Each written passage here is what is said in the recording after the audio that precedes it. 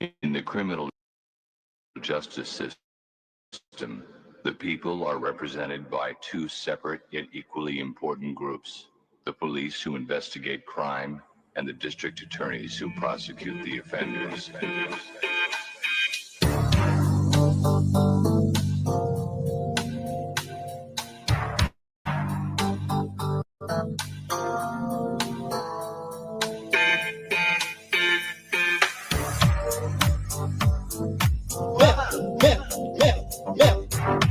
That's assault, that's assault, break that up, pop that chair, that's assault, that's assault, break that up, break that up, pop that chair. These people are going to eject you from this line. That's assault, it is, you cannot touch me like that. Oh, I will be telling you exactly what happened. Break that up, these people are going to eject you from this line. That's assault, that's assault. We have video of her just touching. How did that go? Excuse me. Excuse me. Break that up. That's assault. You cannot touch me like that. Break that up. Break that up. Break that. Break that. Break that. That's break that up. Break that up. Oh, I will be telling you. Break that up. Break that up. That's assault. That's assault. That's assault. Break that. That's assault. We have video of her just. These people are going to eject you from this line. How did that show? I will assault. It is incredibly appropriate. I will. You cannot touch me like that. That's assault. Break that up. Drop that chair here. You cannot touch me like that. It is incredible. That's assault. Break that up. That's assault. Break that up. Drop that chair. Drop that chair. Drop that chair. These people are going to eject you from this line. Break that up. Break that up. Break that up. That's assault. Break that up. Break that up. Oh, I will. That's assault. That's assault. Oh, I will be telling you exactly what happened. Drop that chair. That's assault. Break that up.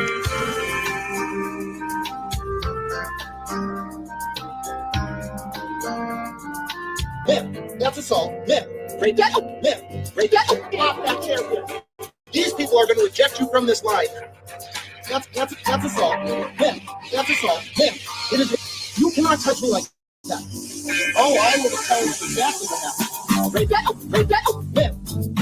These people are going to eject you from this line. That's assault. That's assault. We have video of her just touching. How did that show? I will be. Excuse me. Excuse me. Break that up. That's assault. Excuse me. That chair. You cannot touch me like that. Break that up. Break that up. Break that. Break that. Break that. That's break that. Break that. Oh, I will be telling you. Break that up. Break that. That's assault. That's assault. That's assault. Drop that. Break. That's assault. Drop that chair here. We have video of her just. These people are going to eject you from this line. How did that show? I will assault. It is incredibly appropriate. I will. You cannot touch me like that. That's assault. Break that up. Drop that chair here. You cannot touch me like that. It is incredible. That's assault. Break that up. That's assault. Break that up. Drop that chair. Drop that chair. Drop that chair. These people are. These people are going to eject you from this line. Break that up. That's break that up. That's break that up. That's assault. Break that up. That's all. Oh, I will. That's assault. That's assault. That's assault. That's assault. That's assault. That's assault. That's assault. Oh, I will. That's assault. That's assault. That's assault. That's assault. That's assault. That's assault. That's assault. That's assault. That's assault. Oh, I will be telling you. That's assault. That's assault. That's assault. That's assault. That's assault. That's assault. That's assault. That's assault. Oh, I will be telling you exactly what happened. Drop that chair here. That's assault. Break that up. That's assault. That's assault. That's assault. That's assault. Oh, I will be telling you. That's assault. That's assault. Oh, I will be telling you. That's assault. That's assault. That's assault. That's assault. That's assault. That's assault. That's assault. That's assault. That's assault. Oh, I will. That's assault. That's assault. That's assault. That's assault. That's assault. That's assault. That's assault. That's assault. That's assault. That's assault. I'm sorry, where are you from, ma'am? Where are you from? Io sono from Italia. Viva Italia, per favore, via la lure, mezzo mare, mamma mia, da maritare. Ciacinca, buah. Figlia mia, da fantasia, mamma mia, se faccio tu. I can't understand her. I think she might be French. What perfect timing. Dawn Marie is here and we got Lemon Dawn. Oh my God, Darlene is back. We got double D's in the house. We got Darlene and Dawn, you guys. It's so good to see you. Darlene, how was your trip? I missed you. We all missed you. Hello, everybody. Dawn Marie, y'all should have gotten together while you were in New York. That would have been cool. You could have had a Viva Italia time. I had a feeling Dawn Marie was going to be here tonight, so I tossed in a lemon. You know, I did it and it worked out. And I damn well know Darlene's always going to be here, so I tossed in everything else for her. The rest of you are grounded. I'm just kidding. I have not spoken on him recently. Here's what I'll tell you. If you want to know about a lot of people have been asking me, why is everyone hating on it? Better knock on wood, Cindy. You better knock on wood. My friend Bryan had a really great tweet today. Bryan Gar, he's a very funny stand-up comic. It went viral immediately because it's brilliant. He said, everybody on the internet needs to understand that we lost Hulk Hogan and Ozzy in 1 week. Then he said, for people who grew up in a town with only one Dairy Queen, this is our 9/11. And that is holy shit, that's accurate. Yeah, it's white trash 9/11. I don't know what to tell you. Anyone checked on Kid Rock? I'm worried about this. Here's the threes that were bothering me. So first it's the Osbournes, one of my favorite reality shows growing up. And then shortly after the Osbournes, what came out? Hogan Knows Best, which honestly was pretty incredible because it brought us the Brooke Hogan, Paul Wall song About Us. It is the best. I don't care what anyone says. It's like Stars Are Blind by Paris Hilton. I don't care if you hate them. The song fucking slaps. It does. It really does. What you saying, Paul Wall? Like, da, da, da, da, da. Yeah, he was only 71. Dude, I can't believe he came out at WrestleMania and everyone fucking booed him last time. Let me tell you about Hulk Hogan, okay? Because people have been asking me, like, what's the deal with Hulk Hogan? Why are some people being so mean? Yeah, Stars Are Blind is incredible. And by the way, if you guys want to if you watched the Paris Hilton documentary and realized that Paris Hilton got fucked. Like, she got fucked over bad. Like, yeah, she was rich as shit and she dicked around with Nicole Richie and did club drugs and partied. Yes. But her life was not a fairy tale because she had to hang out with terrible family members and get tossed into a cage essentially for a school where she was tortured. And she took it all in stride and made herself a mogul. And if you want to see Paris get the best revenge ever, just look up Paris Hilton, Stars Are Blind live. Little did any of us know, Paris Hilton has been going on a tour recently. She has hit up every single amazing concert, every single festival you can imagine during Gay Pride Month. The gays embraced her. God bless them. You can always count on them. Okay. They embrace the shit out of her. She's in a rainbow glittery dress and she is dancing and singing to Stars Are Blind and she's fucking killing it. And everybody's like, oh, it's lip syncing. Listen, no, it is auto-tune and just let her have it. She's Paris. Fuck off. She nailed it. The drag queens loved her. The gays loved her. The lesbians loved her. Everyone loved her. The trans community fucking loves her. Every LGBTQ HGTV loved her at those concerts. They supported her. And then she came out with Meghan Trainor and they sang Stars Are Blind together at the Rose Bowl. And now, if you can't tell, I've watched every single live performance of Paris Hilton singing that song because it's legend. She is very intelligent. She also uses a masking voice. And a lot of people were like, it's because of trauma from when she was younger. And she even has acknowledged in interviews that when she figured out what that was, it's not like she used it to her. Well, yeah, she used it to her advantage. She's like, okay, people are going to treat me this certain way. I'll play it up because apparently it caused intrigue. It made people go, is that her real voice? And then you hear her real voice and it's just, my favorite was a College Humor bit where she was going to run for president.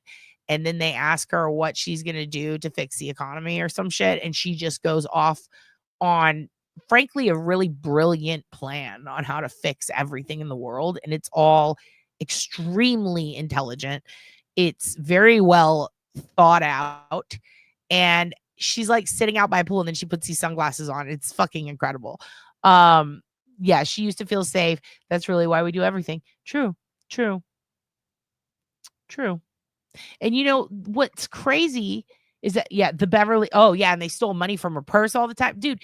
And you know what's fucked up is there was another interview I read where she said she knew about it and she kind of let it happen because she felt bad. Like that's like Kim Kardashian would never do that. Like that's great. And when Kim went to court in France, she walked in with her diamond rings and all her jewels on just to show off to the guys who robbed her, right? I feel like Paris wouldn't even show up. She's like, let them eat cake, but not in a rude Marie Antoinette way. And like, no, really, give them the cake. I don't need it. Like, her ex-boyfriend stole her laptop before a big DJ gig, and she's like, get me another MacBook. It's fine. Fuck him. Kick him out of the festival. Like, she's just so... She went from dits to the tits. I just love her. And Stars Are Blind is an incredible song. What the fuck was I even talking about? It doesn't matter. The point is, Paris is great. Oh yeah, here's what it is.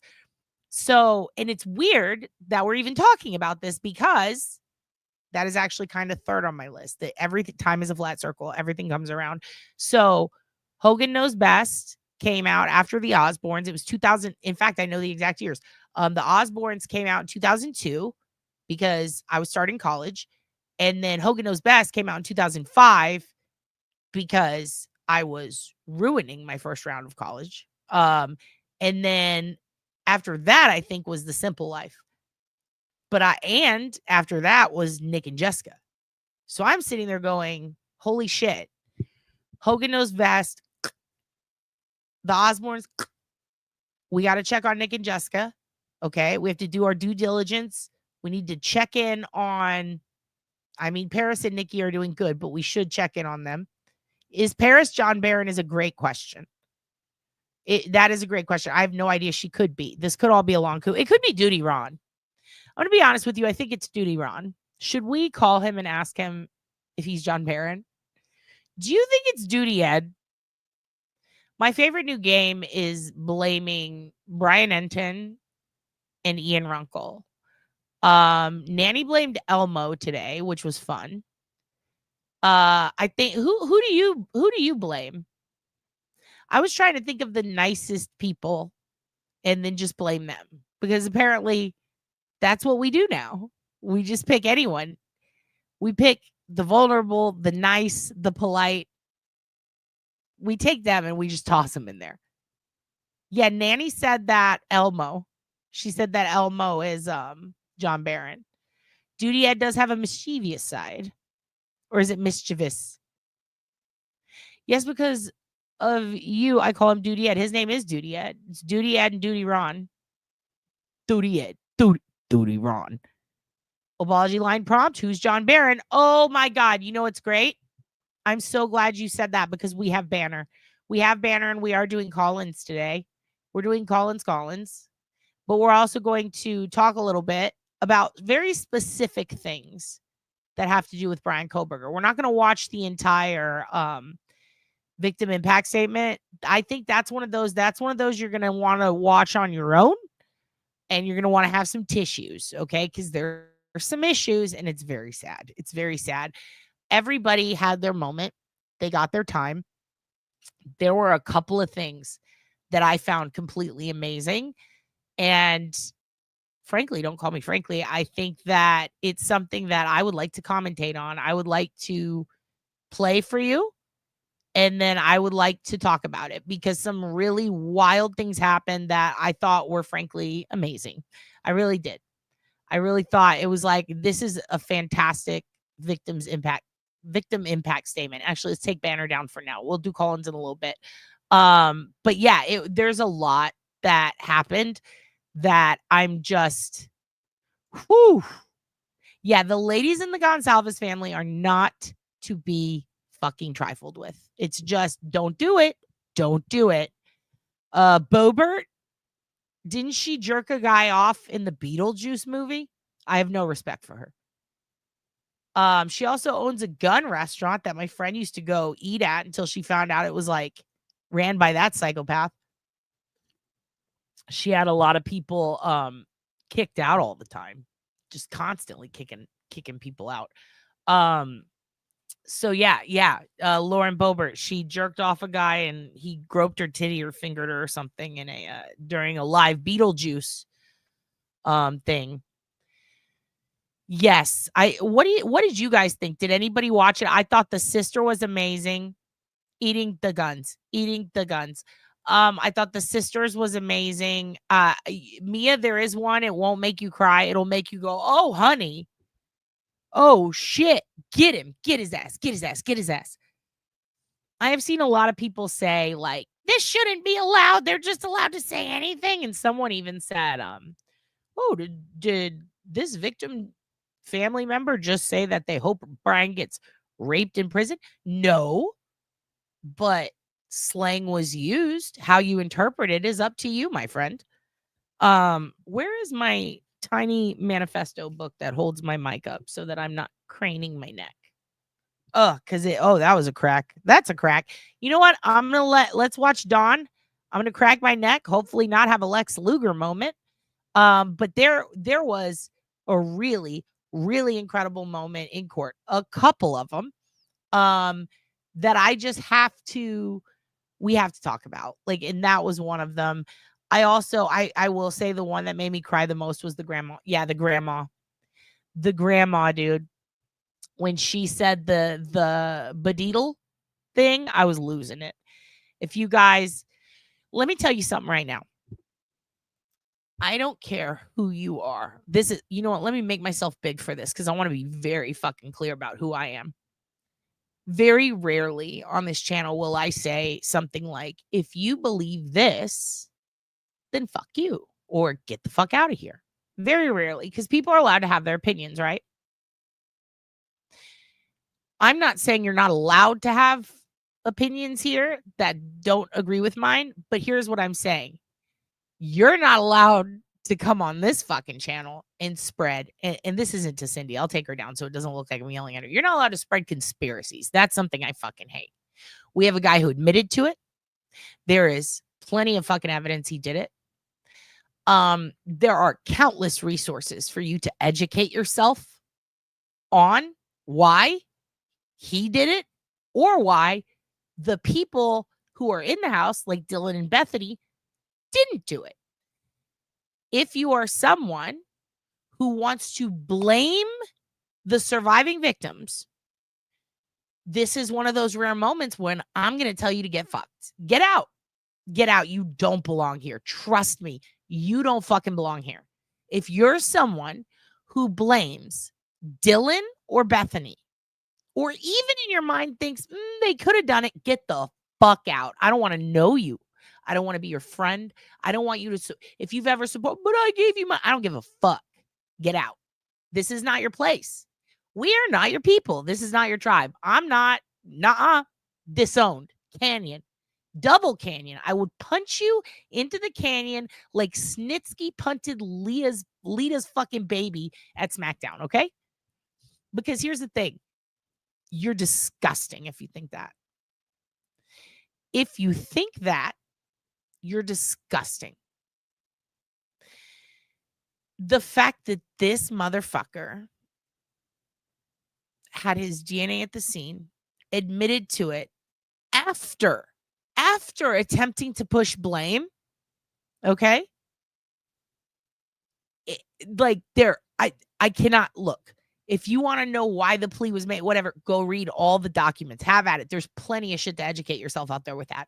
If you think Dylan and Bethany did it, we are not going to get along. You are not going to enjoy your time here. And I don't want to know you because that's disgusting. And you're probably a really bad person. I immediately look on Twitter to see JLR and all these people. Another thing, if you're going to show Bryan Kohberger's family members and try to accuse them because they look like him, you can also get fucked. Yeah, I'm taking that hard line. Get fucked. Stop posting pictures of Bryan Kohberger's sister going, she has his dead eyes. She must have known. His dad must have known. Who the fuck are you Take the worst family member in your family and the worst thing they did, it's now your fault. That's who you're being. That's exactly who you're being. So enough. So enough. We cannot entertain the bullshit from idiots any longer. This is not a JLR friendly channel. This is not a fucking conspiracy friendly channel. I don't give a fuck if your tarot card said a teacher did it. Nope. Nope. End. Number 30, Dad, it was the butthole print. Noel, thank you. Noel, thank you for that. It is so wild to me that people's head can be so far up their own fucking asses that if the knife and the sheath were in their own fucking throat, they would turn away and go back out the end, back out the butthole, because they don't want to see the fucking forest through the trees. They don't give a fuck about anything but spreading lunacy. They want attention, or they think they're clever and they're trying to be thought-provoking. And guess what? The only thought that you're provoking from anyone when you blame Dylan Bethany is this person might be a goddamn idiot and a fucking lunatic. That's the thought you're provoking when you blame Dylan and Bethany. Laura, I'm just having a day. We do not negotiate with terrorists. This is true. We do not. Laura, people are trying to blame Dylan and Bethany on the internet, and I'm mad at that. But I should have known it would happen because people are stupid. I'm just shocked at the amount of people and the level of people. And by level, I mean like people who have big followings and seem rational are all of a sudden just coming down hard on these girls after seeing after hearing what they said and seeing Dylan. I can't. I can't. Did someone eat a brain tumor for breakfast? What is going on, internet? It's extremely disturbing. It's extremely disturbing. And it makes me so upset that people are like, his sister has his eyes, the same crazy eyes. She must have taken something from him. She must be just like him. Like, I cannot believe this. Is this Vietnam? Is there no, yes, I said, is this a moon thing? I will. They shouldn't breathe or breed. They shouldn't. They shouldn't. Why did who have to do that? Why did they have to blame Dylan and Bethany? I don't know. People are ridiculous, Noel. I don't get it. Yeah, that's another thing. Like, it's so fucking crazy to me that people are, oh, why didn't she call? They are drunk college students who went to bed. They heard noises. They heard screams. They're freaked out. One of them wakes up. She's freaked out. She's a little fucked up. It's the middle of the night. She's not gotten any sleep.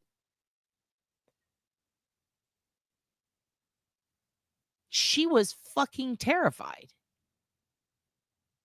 I don't expect her to think clearly, but here's the thing I don't expect the most.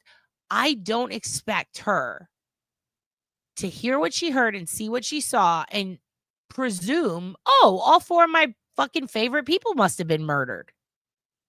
Who thinks like that? Who thinks like that? If you heard a bump in the night and a weird noise and maybe a dog bark, do you sit up and go, everyone in my house is dead?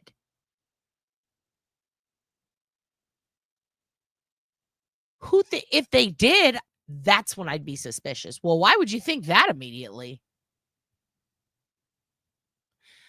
I'm willing to bet you that if they had called the police right away and presumed that every single person had been hellaciously murdered with a weapon, a knife nonetheless, if they had just presumed that and called the cops, well, I heard a noise, my roommates must be murdered. I didn't see it, but I heard this, so they must all be murdered. And then the cops showed up, everybody would still be blaming them. And it's disturbing. It's really disturbing. And the guy who put out the fake audio of it, to see him still fucking making videos on this shit, like, why can't he go away? I'm not even gonna say his name. It's so, yeah, if you, who does that? Like, literally the only time, I mean, shit. The first family that, what are they called? The Otero family. That little boy came into his house and saw horrific things, and even seeing it did not believe what happened. So, a guy named Jonathan put out a fake audio that he stole from a Russian TikToker who's fighting with her boyfriend, dubbed it over some ring footage, and then said it was them screaming being murdered in the night just to get clicks and views. Just to get clicks and views. It's disgusting. It is disgusting. I just don't understand. And then there were people who were like really mad that the families went up and gave their victim impact statement. How callous are we, America, the world, everywhere, everyone? How callous can you be? It's the one opportunity you have to speak your public piece with no strings attached in that. Let me put it this way. If they go on a documentary, there's always going to be someone to criticize them. Okay? If they speak out on social media, people are going to rip them apart. Every single person in that town got fucking death threats. The families got harassed relentlessly. A courtroom is the only controlled place where they get to speak their piece exactly how they want to say it. And it's just so disturbing to see people shit on the victims' families and the surviving victims for wanting a safe place to say what they went through and to say what they wanted to say to get their emotions out. I'm not going to say closure because they're not. If you saw it, Dylan is experiencing some of the most serious PTSD I've ever seen, like it in an impact statement or in any courtroom situation where someone's talking about what they went through. The words that Bethany used were so like they cut to the core of like survivor's guilt, anger, pain, every single step of grief she went through. Dylan showed her grief, and she was so strong for being able to get through that. Closure is an illusion, Angela. You're right.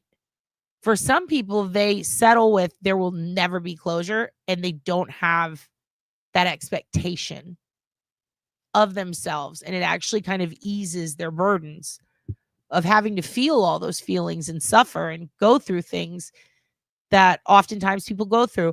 A lot of people who experience complex PTSD and grief and survivor's guilt and experience traumas like these families and those kids went through, the ones who survived and the ones who arrived at the house, so often they'll end up with, and this isn't saying guaranteed, but so often they end up with some sort of like, it can be anything from drug addiction to an inability to like hold down a job, agoraphobia. Think about it. Like, have you ever had a trauma in your life? Like, really ask yourself that. And like, what was there any change in your life that came because of that? Like your behavior, something that maybe you didn't notice at first, or maybe it was very prevalent, but you thought it would go away, and it just doesn't. It sticks with you. For me, it was sleeping. I was always on an overnight schedule, but if I needed to flip it, I could at any moment. It was not a problem. Now it's like an inability to sleep at night. And it took a long time to figure out why that was through therapy and stuff. But like, it's basically, I feel the need to be the night watch because what happened to me happened at night. So it's like if I'm awake, they can't hurt me or anyone else. And it took a long time to figure that out so that I could take my dog on walkies at nights, go alone to comedy shows at night, which I did for a decade before that. Sleep at night. Like, it changes you. I know, my family and all the people who were in shootings, when my mom, she said when she heard a balloon pop at the school, she jumped down on the ground. Like, she just boom, pancaked on the floor. And she owns guns. Her and my dad build weapons. Like, they, you know what I mean? They buy the kits and shit. She shoots guns like she's fucking Annie Oakley, but now a gunshot or even just like a balloon popping or car backfiring, boom, on the ground. Like, she almost fucking busted her chin doing that shit. It's being more of a cunt as goals for me, says Life's a Bit. I don't sleep between the shit I have been through and pain. I don't blame you, darling. You have been through a lot of hell. A lot of you guys have been through hell. I've gotten your emails. We've talked on here. You've shared shit in chat. It's like, think about that thing that the trauma caused that maybe it doesn't go away and you just have to adjust to it. Darling needs the TV on at night. That's a perfect example, dude. Can't sleep in the dark, Angela says. Why do you have so many weapons in your house, says K-Dubs? Oh, dude, the amount of people in my hometown who never had a gun and now they have a ton, and then the ones who had a ton and now they don't touch them, it flips for some people. And for some people, they feel like they need more for protection, and some people are scared of the weapon, right? None of it goes away, says Angela. Shared loss is an experience, and I just feel like there's something about people nowadays, maybe it's the being able to hide behind the internet or whatever. They just have no empathy for that. I don't think they think about the stuff that they went through personally, which is probably a good thing because they're like, stop making it about you. That's what people always say. If you like try to relate to any situation, everyone can accuse you of that, but fuck them. Think about this for a minute. Like, do you ever watch anything with like a situation or a trauma, and you start to feel a little judgy, and then you put yourself in their shoes and it's like all the judgment went away and you feel so guilty.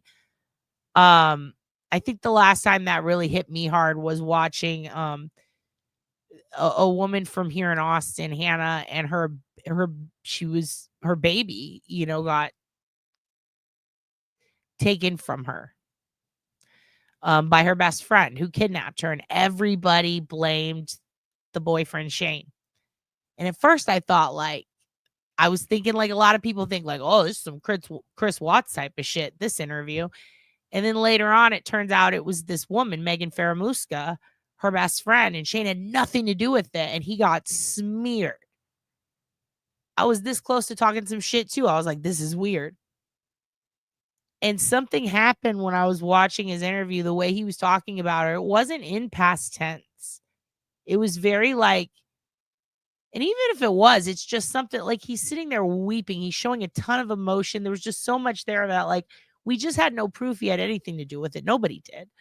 Andy was at work and something clicked in my head, and it's like, this poor motherfucker. He clearly didn't do it.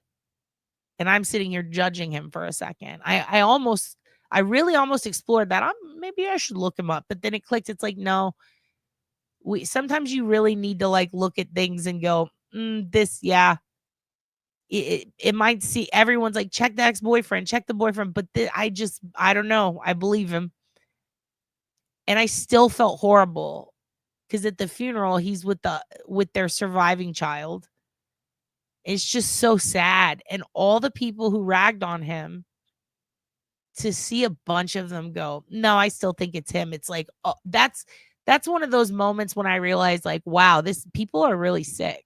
Like For some people, it really is about just being right. Like it doesn't matter what is right. It's about being right. And that's not a way to be or a way to live. Ugh. Anyway, I feel like there's a revolution of people who are recognizing that bullshit and calling it out. And not just calling it out, but also ignoring it after they're calling it out. And I think that's important. I think constantly calling it out gives them more attention, right? But calling it out and then refusing to acknowledge their existence, when you don't give them that attention, it sucks all the fucking air out of them. It takes all the power away. And then I sit there and I go, well, who's watching this shit? You know, it doesn't matter. It doesn't exist. I think that is something very, very important that is going to change. You know how Catchlist calls it true grime? I think we can go back to being decent humans if people just stop supporting that shit or stop entertaining it. It's okay to be inquisitive and ask questions. It's not okay to accuse people of things without any fucking evidence, any fucking proof, not even a reasonable expectation that maybe. With that said, I think Dylan and Bethany, their statements, I mean, it should be studied. This is complex PTSD. This is 100% survivor's guilt, like everything that they went through. And I think that people need to relax and give them a break. This expectation, why did they wait that long to call them? Because they went to fucking sleep. Because they couldn't believe it, because they were drunk, because they were sad, scared, all sorts of different reasons. One of them had a fucking toothache. You ever had a toothache? It's the worst. It did take balls. I'm glad you said that, Pat. It did take balls, didn't it? And even though she was crying and she could have gotten up at any moment and just ran out of there and not had to be in his presence, she sat there and she said it. She wanted people to know, you know, that she's not going to let him take the things from her, like wanting to live, wanting to be a good person, wanting to honor them. She's not going to let him take that. It was very emotional. And then there was the other sister who was like, threats. And I kind of loved her. I really loved her. I thought she was a badass. Steve, I cried a lot during Steve's. And I realized that I saw people criticizing the shit out of him. Steve held back. He even complimented and thanked every single person who worked on the case. And he looked right at the prosecutor when he did that, the person who he had been shitting on for a long time because he was mad. In that moment, I think he honored all those kids, all of them, not just the 4 who passed, but the surviving ones, because he didn't make a scene. He said everything he needed to say. And he made sure to keep it classy and to look right. You know what my favorite moment was, really? And I'm not saying favorite, like, ooh, I love it. It was tragic. But the moment that made me go, that was bold. The moment that made me sit up and really listen was when Steve turned the podium. I think that was the thing he did that I was like, oh no, like, I hope he doesn't lunge. The fact that he didn't lunge, I'm very proud of Steve. I am very proud. Yeah. I thought he was amazing. Mitty, truth. It was just, yeah, the other weapon is whatever affected the face of Kaylee. And there's a lot of things in the documents that we're gonna look at some stuff today. Hey, by the way, did you know I'm in the documents? I'm sorry, I forgot. I'm in the documents, by the way. Saw that. That was pretty shocking. Yeah, all A's to getting Deez's Mustang. Welcome back, dude. That's the moment. Look, I got goosebumps just reading that shit. For those of you who missed it, The youngest sister said one sentence. The mom read it for her. She said, this is from Kaylee's youngest sister, right? It was Kaylee's.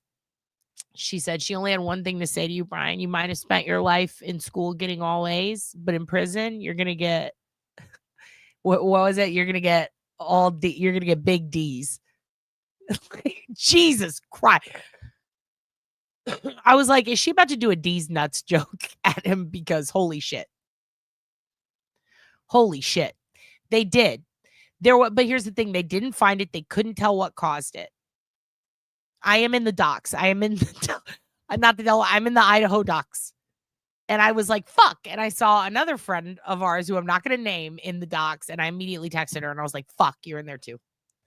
So, yeah. Also, I did eat a powdered donut earlier. So I probably look a little crazy right now. If like stuff that looks like foam comes out of my mouth, it's because I keep finding powdered sugar. The lady at Petco looked at me and was like, you have some, and I had like powdered sugar up here. And then I just licked it and I was like, oh, she definitely thinks this is cocaine. It's a fucking donut. I'm so fat. Anyway, yeah, right. I'm just eating the Coke on the donut. I do not. I don't have any on my nose. You don't snort donuts. Yeah, so there were some statements that I'm not going to rub the powdered sugar on my gums. I will. I'll do it later. I'll say this much. There was a moment when I noticed Bryan changed. He flinched. He got upset. Something pissed him off. We're going to watch that. We're going to watch a couple of things from it today. In fact, let's get back to it because we're going to get started. Okay, so here's the thing that's interesting. So, hold on, I'm trying to seize. Okay. So, here's the thing that's interesting. In the documents, it said that Kaylee's room, the door was open, but there was no one in there. And the sheets looked pulled back. Like if someone had jumped out of the bed, right? So what's interesting about that is I couldn't really tell. I don't know. What do you guys think? I couldn't tell if they were insinuating or stating. I mean, they're going to state that because that is the condition of the room, right? But I can't tell if that was put in there so that people go, or so that they can leave open the thought of, did he go in there and go, haha, like he thought she was in bed and she wasn't? It was odd. And yeah, her face was, they couldn't ID her. They didn't know what they were looking at. That's how badly he bludgeoned her. And by the way, I've seen a lot of people reading directly from the documents or using like a lot of different language to describe it. We're going to be very sensitive on this one. I am going to read to you some of the stuff in the documents, but there are some things, and I will let you know what they are that, yeah, I might sugarcoat it a little, not sugarcoat it, but I'm going to use different language for the sake of it is just very disturbing, but the documents I will show you so you can read it if you want. But if you're listening, I might not let's just say I'm going to try to keep it respectful. And nothing that happened to them was respectful in any way, but that's kind of why I want to do it, because it's not about the gore. We know what he did to them. They're gone. When it comes to forensics and evidence, though, if there's something specific we're talking about that has to do with that, we might discuss spatter analysis. We might discuss something like, what the difference between, a stab, a slice, a serrated edge, there's different, a puncture wound, but we're not going to sit here and do the whole, it was gory, it was a bloodbath. Yeah, it was fucking bad. Okay, that's what we'll say. It was fucking bad. But we're not going to hyper focus on that. Okay. Anyway, yeah, the Chi Omega murders with Ted Bundy, that is something that if you've ever read any of the books on it, it was extremely, extremely hard to digest and to read when you realize that not only did he kill these girls, one of them, he had a stump and he bludgeoned her with it until she was unrecognizable, like to the point where it looked like a horror film, like a trauma film. It looked like she looked like a prop. Like, this can't be real. And then he bit her on the breast very hard, enough to make his teeth went all the way in. And then he did other things. And then he moved on to the next and did the same, if not worse. And then the next, and then the next. And it happened very quickly. It happened, I believe, in around the same amount of time. And I couldn't help but notice, and I'm very careful to say this because I really don't think this isn't like me saying, oh, he did this because of Ted Bundy, but I couldn't help but notice there were a lot of similarities to the Chi Omega murders and Bryan. Aside from the K-bar knife specifically, just a lot of the things that had to do with it. It's just a lot. The DNA is very damning. It was not, and also they had fingerprints and smudges, and there was a lot to work with. But they definitely found out who left the DNA on the railings, on the banisters, on the they have this one, it's called the Whites. It's another apartment complex, which is a weird name for it. And even there, where some of the kids had partied before, they went and they tested for blood there. They tested all the blood. The DNA on the knife sheath, it literally, like when they did the IgG, it would be the equivalent of if you touched a surface and you left your finger oils, right? And then they take that and they're able to basically synthesize it down to a good enough sample. And by good enough, I mean there's enough specific DNA markers that they just run it through 23andMe or GEDmatch, whoever. Take any service, right? And then it happens to tell you, like, oh, this third cousin, they're a third cousin to this not even that, like, this lady matches this DNA and she is a third cousin to whoever left this. So that's what happened. Is it's like the dad, right? His DNA matches as the parent of whoever did this. It's that simple. In Rex's case, they had to do quite a bit more. In Rex's case, they had to get bottles. I believe one was like an energy drink or something. They basically had to steal from the trash to get Asa and Victoria's. And then they got the pizza box for Rex. And they ended up with samples that directly related to all three, right?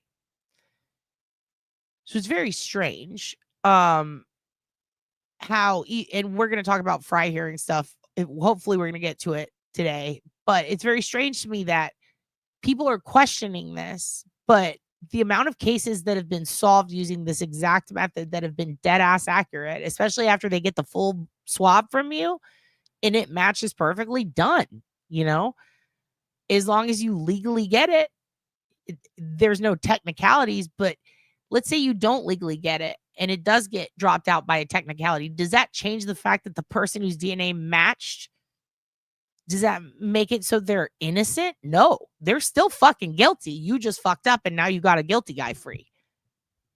So with Bryan, I can't see any way that it was planted. A lot of people were like, oh, well, they found it the next day, right? They found it the next day, next to her on the bed. First of all, there was a pink cover over the girls drenched in blood when they arrived. They did exactly what they were supposed to do. They walked in, they saw it. They said, the guy who saw it said, everybody get the fuck out. He assigned someone to the front door. This is me summarizing the beginning. He assigned someone to the front door and the back door to start a log. And then immediately there was always someone doing the log, and they were handing it off, and they were making sure if anybody came back in, what'd you come in for? Who did you talk to? Why are you fucking here? They were very, very careful with chain of custody and logs, and they did everything almost perfect. So it was very shocking to me when people said it was a piss poor investigation. They used booties. The guy who was writing the log had to go outside to get gloves to write the log because he didn't want to touch anything in the house. When they saw the kids, Hunter had checked the pulse and they went, okay, everybody out. Hunter had, when he first saw Xana covered in blood on the ground, she definitely looked passed away, but he hadn't seen Ethan yet. He was terrified. He didn't know if there was someone else in the house. He told the girls, get the fuck out of here. He ran and grabbed a kitchen knife and then went back in. That's something we didn't know before. He went back in, and that's when he saw Ethan, and he went, oh no. Now, Ethan was hanging over the side of the bed. You couldn't really see his head because it was between the wall and the door, which I think is how the blood came down outside. A lot of people are like, how is that possible? Essentially like baseboard, like my house. How did the flood water get in? Baseboard's not sealed. It just wasn't taken care of. How he got out without dripping blood everywhere. He must have stripped off a layer while going to the car. That's what's interesting, Cindy, is he had personal protective gear and equipment. It's actually in the list of evidence. They found, what's it called? PPE. It's in the evidence logs. Also, he was wearing all black and stuff, right? So he might have been covered in blood. Dylan didn't see that because it was night, right? And black with blood on it looks black. They didn't even know Xana was covered in blood at first, and she was. So yeah. What do you call it? You know exactly what I was asking, basically, just the official. It was this many stuff. It met the threshold. It was fuck. I wish I don't even know if they gave the exact number, but I believe I have to look back at the IGG. That's a good question, CV. I'm going to star it. When they had the IGG expert up in the pretrial motions and they were grilling her before they talked shit to the guy who was like, I'm offended. I've done this job forever. That guy, right before that, they talked to this woman. And she had worked with like CeCe Moore and a bunch of very credible people, and she was credible. She had a very good history. And essentially the only way that they can match people as like a cousin, a dad, a brother, a sister is if they have enough alleles, especially when it comes to GEDmatch, 23andMe. Like if they don't have enough to say that we are within a 90% threshold or higher, then it doesn't even give you a kickback on an answer. So they definitely had to have enough to be able to go, oh, the person who did this is this guy's son. So when there's somebody already in there because they gave their DNA, either, again, if it's 23andMe, GEDmatch, it depends on the company. Ancestry works with a few of them. If it's not over a hit threshold of like, I think it's 90 to 93%, it does not even count it. Like, it's like, because they don't want to falsely give millions of people the wrong relative, right? So it has to meet that threshold for it to even register. So the fact that it did is concerning. What's even more concerning, the blood trail at the car park. So there were footsteps, but there was a black backpack. I gotta confess, have not gotten to read all the docs. They are, I think, longer than the Delphi. I have 6 or 7 bulk zip files of uploads, and I will actually link for you. Let me do that right now. If you want to download all the documents so that you can read for yourself, let me give this to you right now. And then we have to finish the intro. I went off. I do apologize. I went off pretty hard. That's my bad. You can go right here. Yeah, there's booties. I mean, he was a forensic. He was into forensics, right? He was a forensic friendly student. He was mainly studying, I think, the psychology of criminology. Is that right? But he was in Catherine Ramsland's. Do you guys know about the house? the university DeSalle's, or the school DeSalle's, it bought a house. And that house is a murder house. It's a fake murder house. And she sets up crime scenes. And then the students go in and they have to put on the garb, run it exactly like you would any crime scene. So with that said, Bryan had done that like many times. And one of the girls who he worked with in that house talked about it. I think it was in the Idaho documentary too, right? One Night in Idaho. That was very eye-opening because a lot of the students that worked with him said, yeah, Bryan would 100% know exactly what to do. He probably had the booties. He probably had the gloves. Remember at one point he was carrying a vacuum. Like, there was a black backpack found out the back door. And then there were on the east side, the back east side, going up that hill to where the cars were parked. There were big footprints. They measured them. They were, I think, 13 and a half inches. There are a lot. There was a screen that was broken down off the door. There's just a lot in there.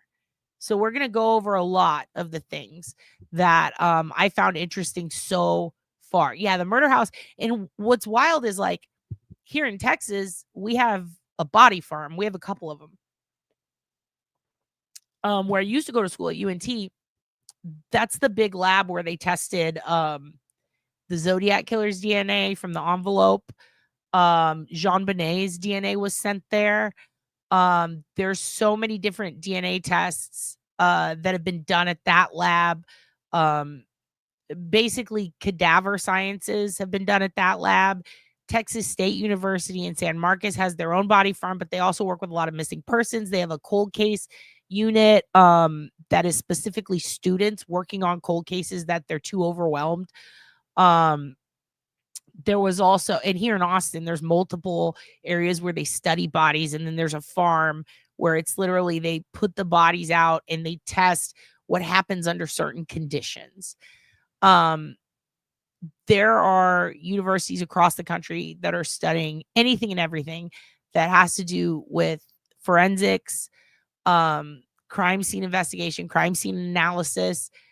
But that house that's like kind of a rarity. There are not many of those. I was looking into how many universities offer something similar to that. It's like a handful.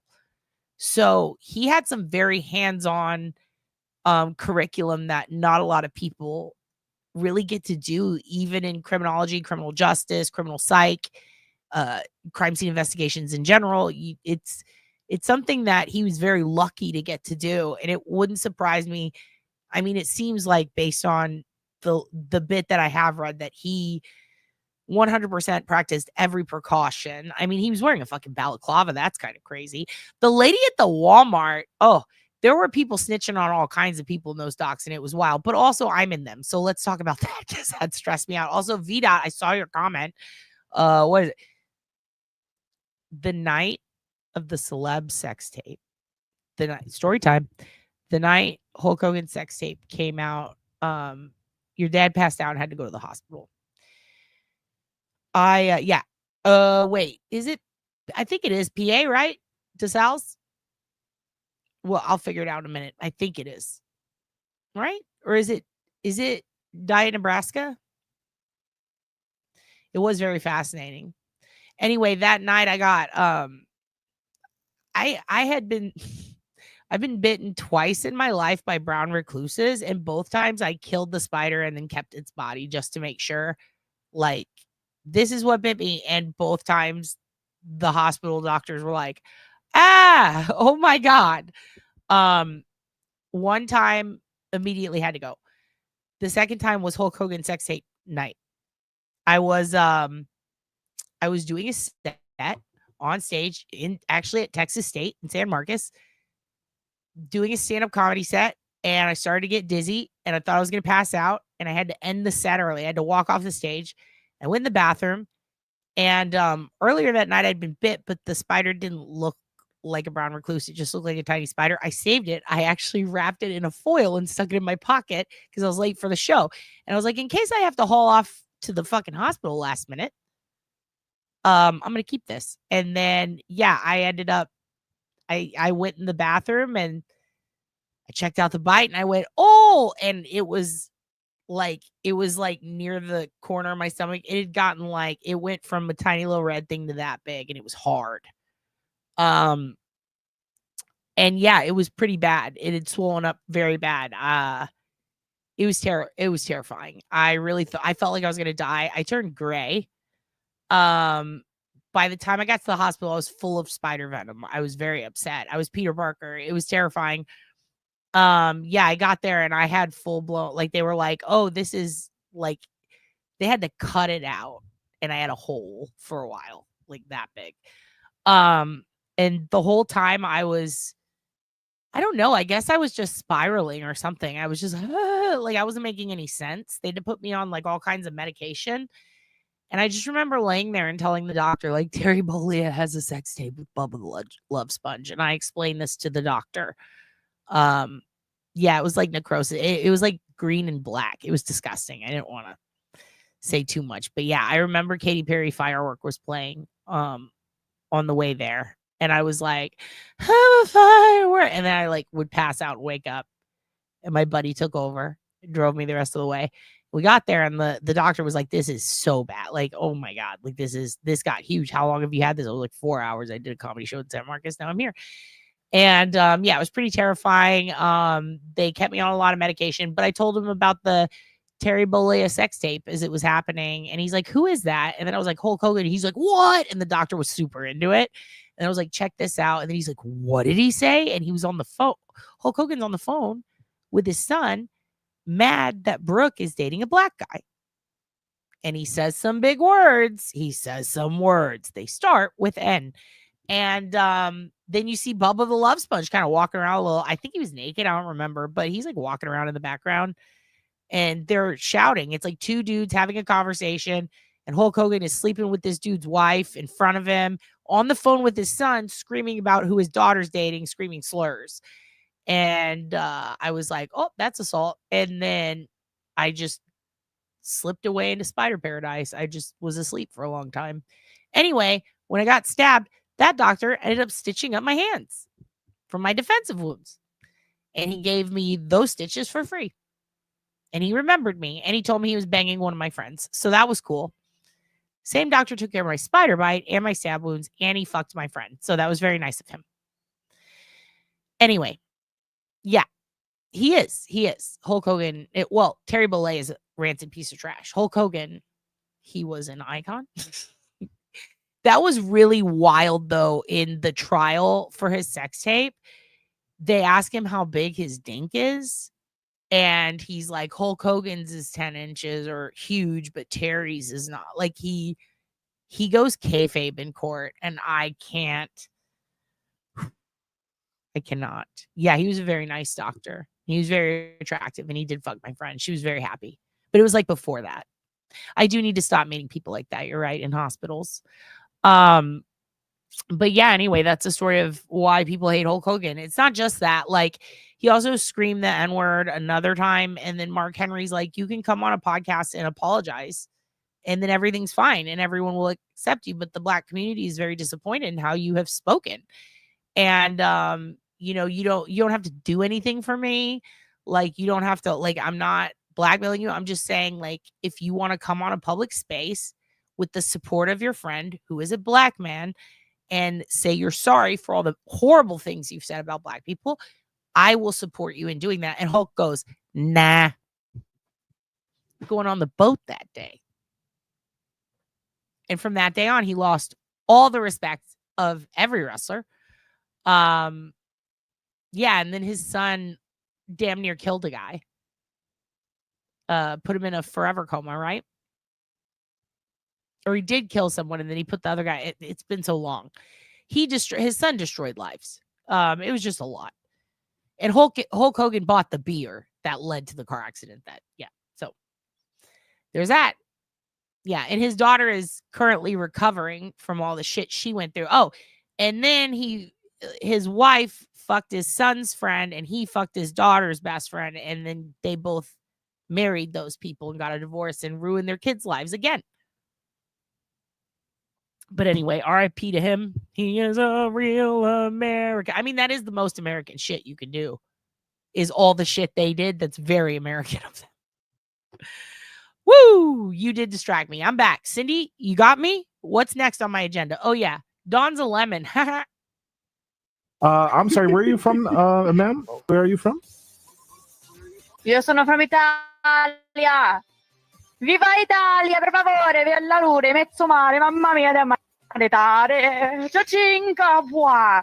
Figlia mia da fantasia, mamma mia, se faccio I can't understand her. I think she might be French.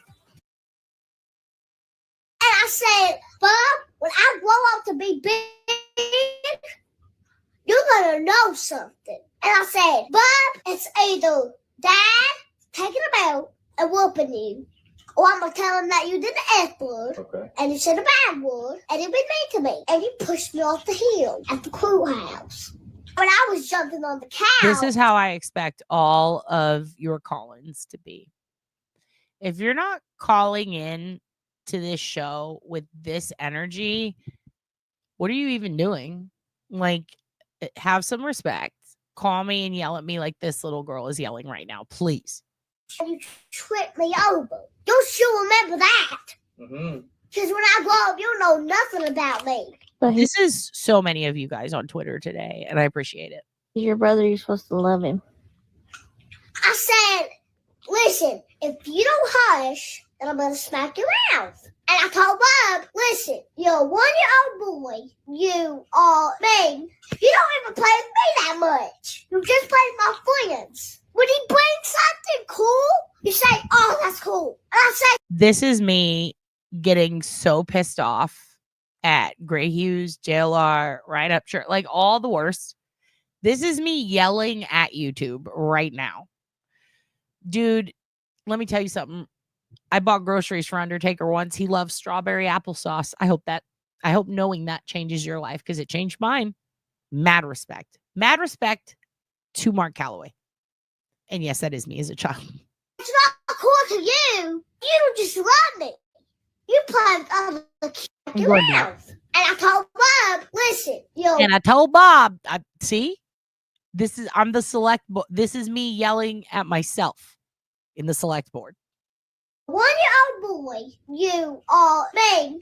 You don't even play with me that much. You just play with my friends. When he brings something cool, you say, oh, that's cool. And I say, it's not cool to you. You don't just run me.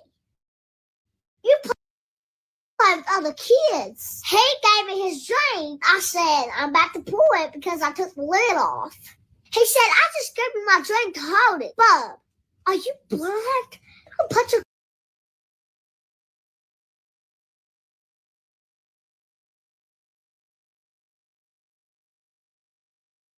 He gave me his drink. I said, I'm about to pour it because I took the lid off. He said, I just gave me my drink to hold it. Bob, are you black? I'll put your cup wherever you want to put it. You know, you can put it and you put. Before she says her final line, I'm going back. But also, can we do a monologue off? Can we do a thing where a monologue off? Can we do a thing where you guys call in and do your best? I'm not muted. How dare you? How dare you? What? Am I unmuted? I'm not mute. Are you guys fucking pranking me? Oh, fucking dad. Oh, man, you don't even play with me that much. You just play with my friends. When he brings something cool, you say, oh, that's cool. And I say, it's not cool to you. You don't just run me. You play with other kids. I said, I'm about to pour it because I took the lid off. He said, I just gave me my drink to hold it. Bob, are you black? I'll put your cup wherever you want to put it. You know, you can put it at your personality. That's what you need to put it.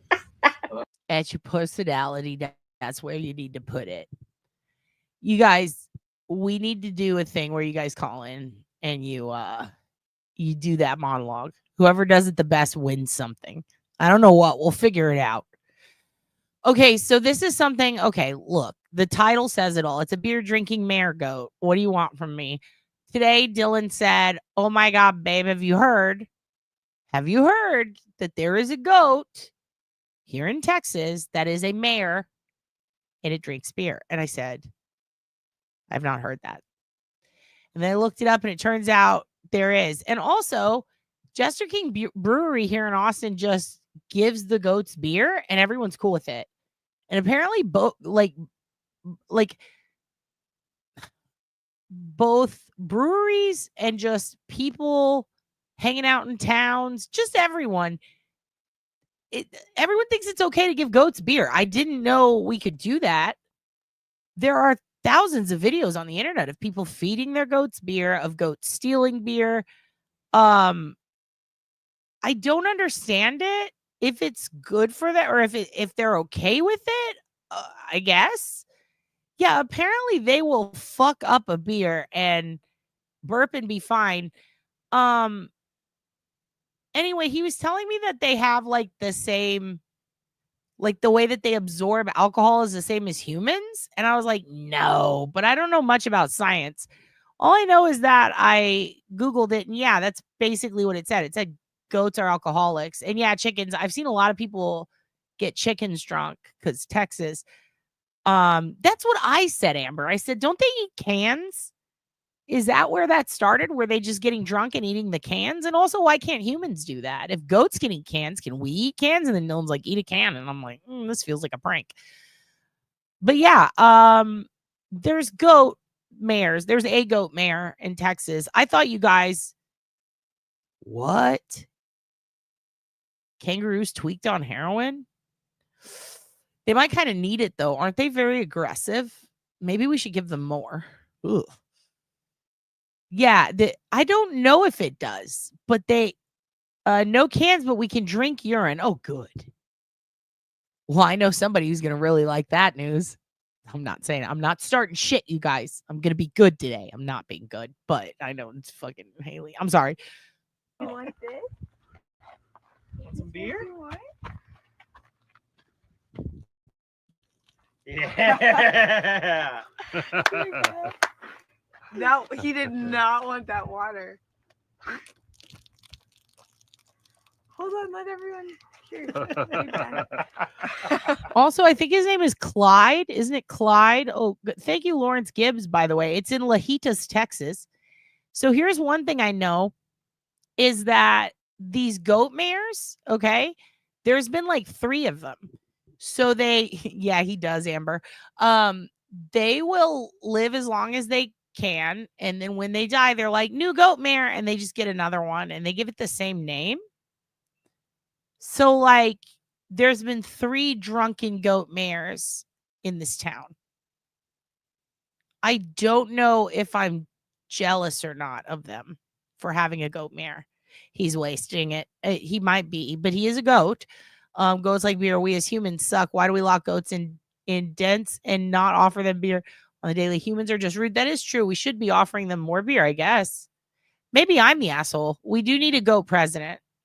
Oh, also, hello. Hi, Sherilyn. Only the once in college. Sherlock's making excuses for the captor. Okay. So there is a goat mare. Okay.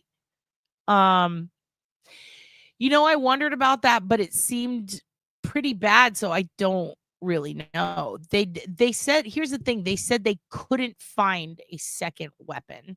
I also noticed that they said slash and stab, and at one point when they talk about, I believe they're talking specifically about the K-bar knife, it kind of insinuated to me that I was wondering, is it another knife?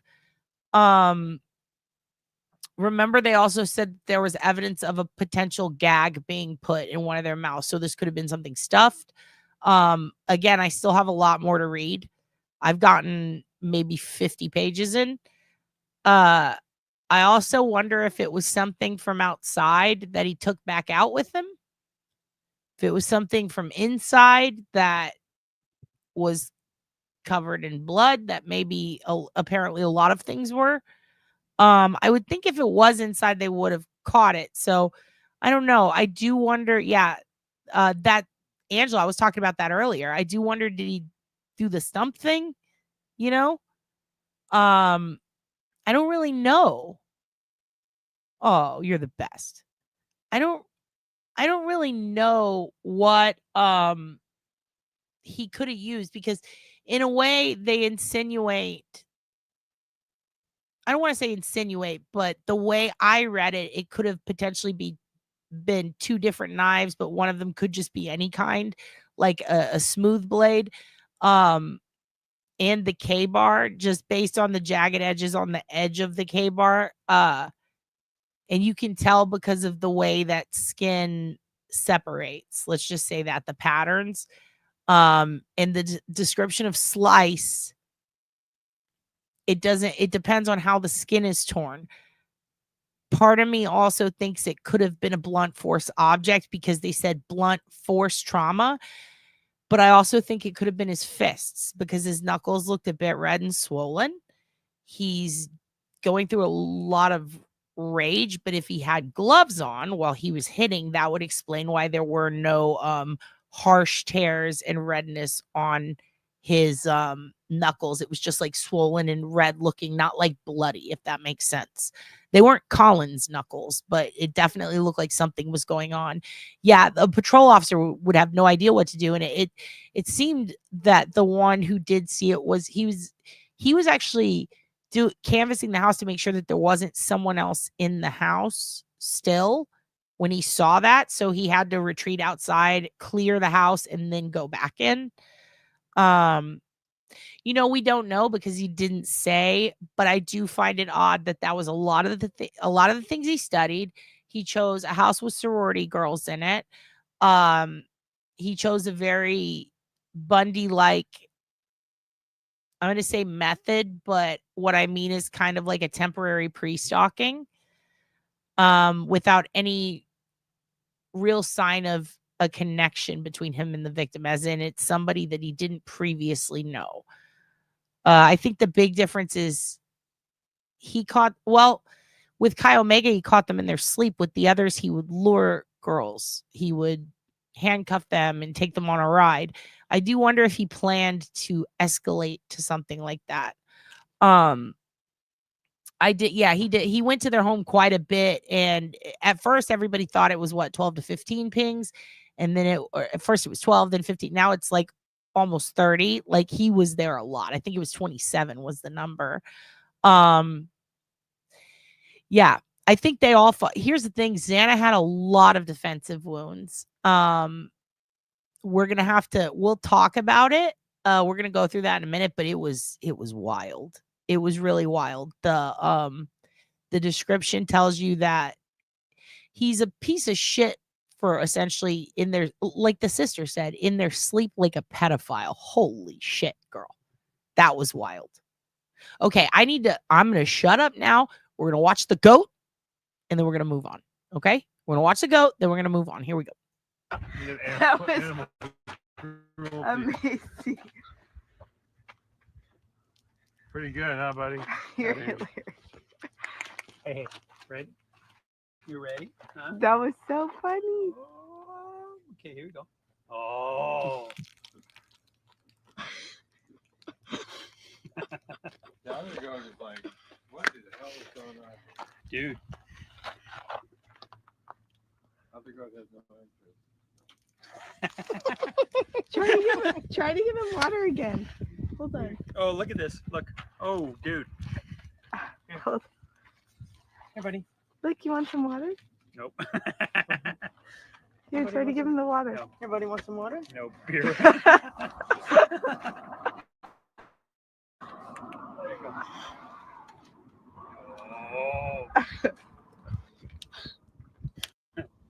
I feel like this goat is really enjoying this beer. You liked it? I thought it was one of the best documentaries. And like, I think even if someone is more interested in the forensics and the crime and the psychology, even if they are like that and they're not even focused on something victim centric, it's still a great documentary. They were very thorough. I think the most important thing it showed was like how a tragedy like that spirals out and affects an entire community. A lot of the times you see people sitting on the porch, just talking about, yep, this place changed forever. But in this documentary, it was a lot of like intense sit downs, very serious. It was not heavily edited. That was the part I enjoyed. Whoever made it, they let them talk. And that was very nice. They let them get it all out. I thought that it was incredible. I thought that it was very good. Oh, I don't know what happened. I went back. I'm just very, this goat, it drinks a lot of beer. Here, They giving it water? Here, buddy, Good. some water? No beer. Oh, does not want water. Oh. He loves that beer. Yeah. He wants the can. Here, buddy. I have some water for you, buddy. Here. Nope. He doesn't want that water. Here you go. Here you go. I like how the other goat's just watching the mayor. Is that the mayor's? Is that his Secretary of State? What's going on here? Do mayors have secretaries of state? What do mayors have? Can someone, hey, mods, I don't like to put too much responsibility on you. In fact, I beg you to reject responsibility. But can one of you guys figure out, like, does the mayor have an assistant? What are they called? Lieutenant mayor? What is that? The hand of the mayor? The hand of the king? What do we call it? Just secretaries? Ugh. Assistant to the mayor. Regional manager?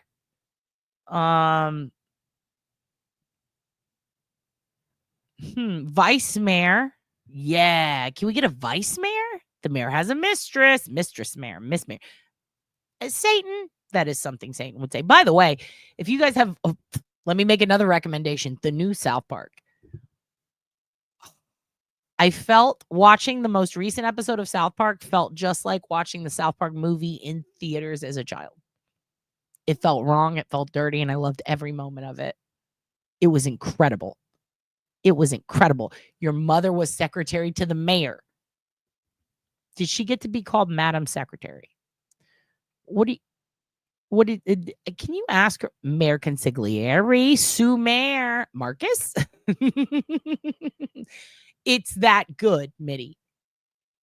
There is a 23-year callback. That's how good it is. It is so good. You see a teeny little fake penis. Very funny. It's called One Night in Idaho. One Night in Idaho. Yeah, I can't recommend it more. Go watch it. It's so good. It's so good. And the end of it, no spoilers, but at the end, this is a symbolism. I'm not going to say what. I'll be very careful.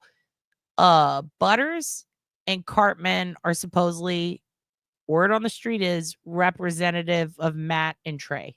That's all you need to know. Like, just in case shit hits the fan. That's what that represents. And if you're curious, go watch it, because you will not be angry. Coors Light. He wants Coors Light.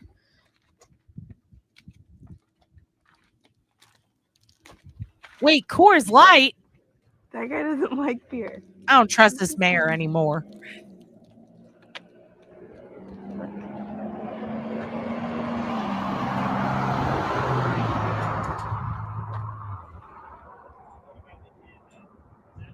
That's his name, Clay Henry. In 1986, a goat named Clay Henry was elected mayor of Lajitas, not because of his politics, but because of his extraordinary capacity to consume 40 beers every day. His crazy success put him in films with Texas celebs like Willie Nelson. Isn't that cool? Which one of you was that? Okay. All right, now we're gonna get into it. Are you guys ready? Do we need to do a quick palate cleanser? Just a quick one before we get into it. Because I worry that we do. Do we need to? I think we do. I think we do. And a cloaca? A Coca-Cola? A cloaca. The van has arrived at the house across the street again. What's going on at the house across the street? WrestleMania. Okay. You know what? You're right. Auntie Ree gets to steer this ship because she's right. She's right. That is what we need. It's actually exactly what we need. Thank you, Auntie Ree. I'm so glad you brought this up.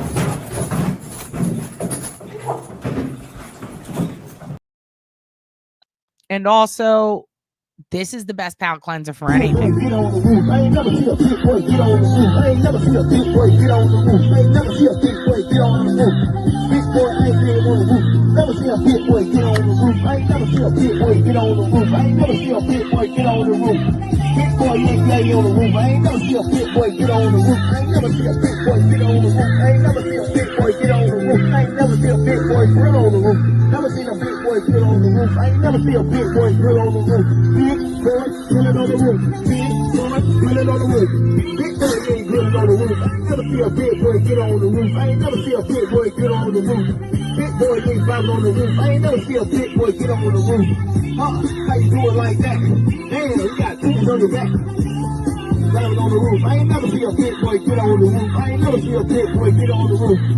Shit, big boy get loose. Shit, big boy get loose. I ain't never see a big boy get on the roof. I ain't never, oh shit, he's falling on the roof. I ain't never see a big boy hop on the roof. How you do it like that? Oh shit, you just like a back. Oh shit, pick up your back. I ain't never see a big boy get on the roof. Get on the roof.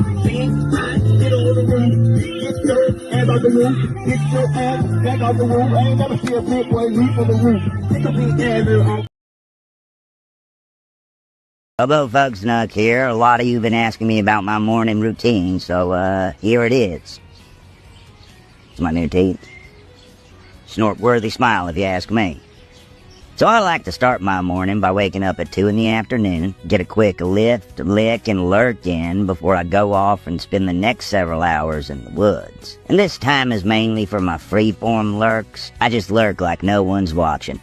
Then I head into town to do some casual creeping. I mean, I'm freaking everyone out because I'm getting in my squirms. But you gotta squirm to stay firm. I forget what I'm doing for the next 3 days and get an office job that I absolutely hate. Spend most of my time hiding in the storage closet, but all my coworkers know I'm in there. The next 26 hours I'm purposefully unconscious. Come to so I can try on some tuxes because I'm getting married. Love to Ragnora. I'll practice my funeral for 30 minutes, at which point I gotta pretend to listen to someone tell me about a dream they had, but I'm really just thinking about what I'm gonna say. Then, and this is important, I'll just wait, eerily, for hours. What am I waiting for? A big heap of nothing. I wait to wait. I'll spend 2 minutes trying to create fire with my mind, giving me just enough time for a last lurk before the day begins. That's the Bobo way.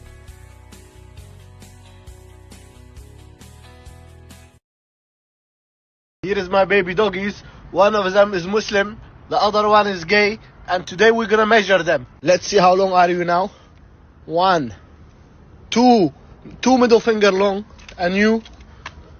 1, 2, 2 middle finger and a half.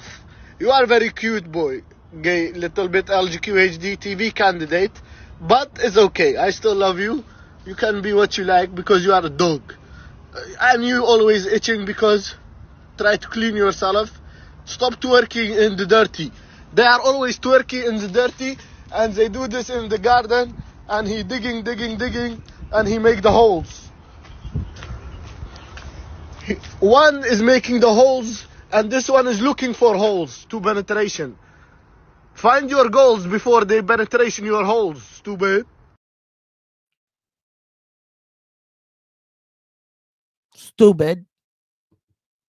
Okay, we are heading into some dark content. That is my baby doggies. You know what, Darlene? I bet you could. Will you film it? I bet you could bend a spoon. I want to see you bend a man. I want you to stare at a man and just have him bend completely backwards and do a crab walk. I feel like you could do it. I feel like you could. Hey, you're welcome, Auntie Ree. Auntie Ree gets to pick all the ADHD video sidetracks today. Okay. I have it pulled up where I'd like to start. Now, Here's the thing. We're gonna watch Dylan and Bethany.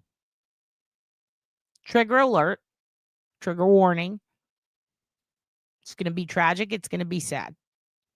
But out of all the people who have a right to speak their truth, I mean everybody does, but the ones that like I think everyone needs to hear. And this isn't for you guys because you probably may have seen this. This is for anybody who watches this channel, this episode, and still thinks horrible shit about them, talk shit. In the off chance that they might sit through it, I just have to show it because people need to see this before they talk shit. They need to see that I can't comprehend how someone could watch this and think such ignorant conspiratorial shit. So in the off chance some idiots watching who blames them and didn't give due diligence and pay attention or view their victim impact statement, which believe it or not, a lot of people are like, I didn't watch that trash. I don't want to hear no, watch it. It's not trash. It's truth. People spreading shit about those poor girls, that's the trash. So for about 5 to 8 minutes, it's going to be very sad, but it is so important to hear their side, what they went through, and what they need to say. Breezy B, thank you for being a member for 10 months. And hello, welcome. Nice to see you, hun. I'm going to go ahead and hit start. I have to say the judge, couple of things, couple of notes. The judge, he cried throughout. He dabs his eyes. It's very sad. I like this judge. You can tell that he was showing emotion, but trying to be professional, you know? But I like a judge with emotion. Okay? I do. Not gonna lie, I like it when it's the right kind. And what's the right kind? Not being a dick. Bryan is doodling in random parts at the beginning. And when they zoom in on his picture, I find it weird. I don't know what to think of it, but it's a big black heart with a bunch of designs around it. It's very strange. I don't know what to say about that. What an odd thing. It looks like it's got Lisa Frank colors around it. Another thing, I'm gonna give his defense team a compliment because I feel bad for them. I feel bad for Anne. The last few trials the last few appearances since Bryan confessed after trying to blame other people, since he took the plea, she looks very disturbed. I think she really did believe. I think she really truly did believe that he was innocent. And I think this fucked her up because never have we seen Red Eye Anne until the last 3 appearances. Red eyes, bloodshot, very upset looking. I think she feels a lot of emotions about this. And this is probably very hard for a defense attorney to take a case like this. I think as a female in law, people can hate me for this. I don't care. I read a book once where they interviewed Hillary Clinton about this, and they were talking in this book, it was talking about women who have upper echelon roles in law and where they started and what it was like on that journey. And I've got quite a few female lawyer friends, and hearing the shit that basically, like, when you're talking scraping the bottom of the barrel cases that they're kind of forced to take. Not forced like you have to take it or you'll lose your job, but basically like it's unspoken. If you don't take this, you'll be seen as weak and you might not be made partner. Like that happens a lot. You often see like a lot of female attorneys tackling almost impossible cases, and this was one of them. I feel very bad for her. she was stuck doing that job. She had no choice. Exactly, Darlene. Like, it's, even if she did have the choice, it's like not really, because it is one of those jobs where, like, if you don't do this, you're not going to get another one. Like people, you will literally get, if you cancel a gig in comedy, they're not going to have you back at that venue. It's the same thing with courts. It's like, you're going to, the further you fall behind, the more picky you are, the less shit you're willing to do. You're also not going to learn as much. She had an impossible job.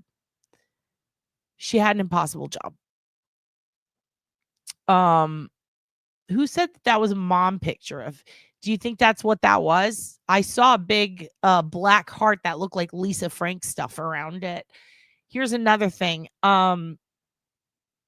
He has spent, what is it, over 1,000 hours or something? It's like 2,100. It's like an insane amount of hours he has spent talking to his mother since he's been in jail.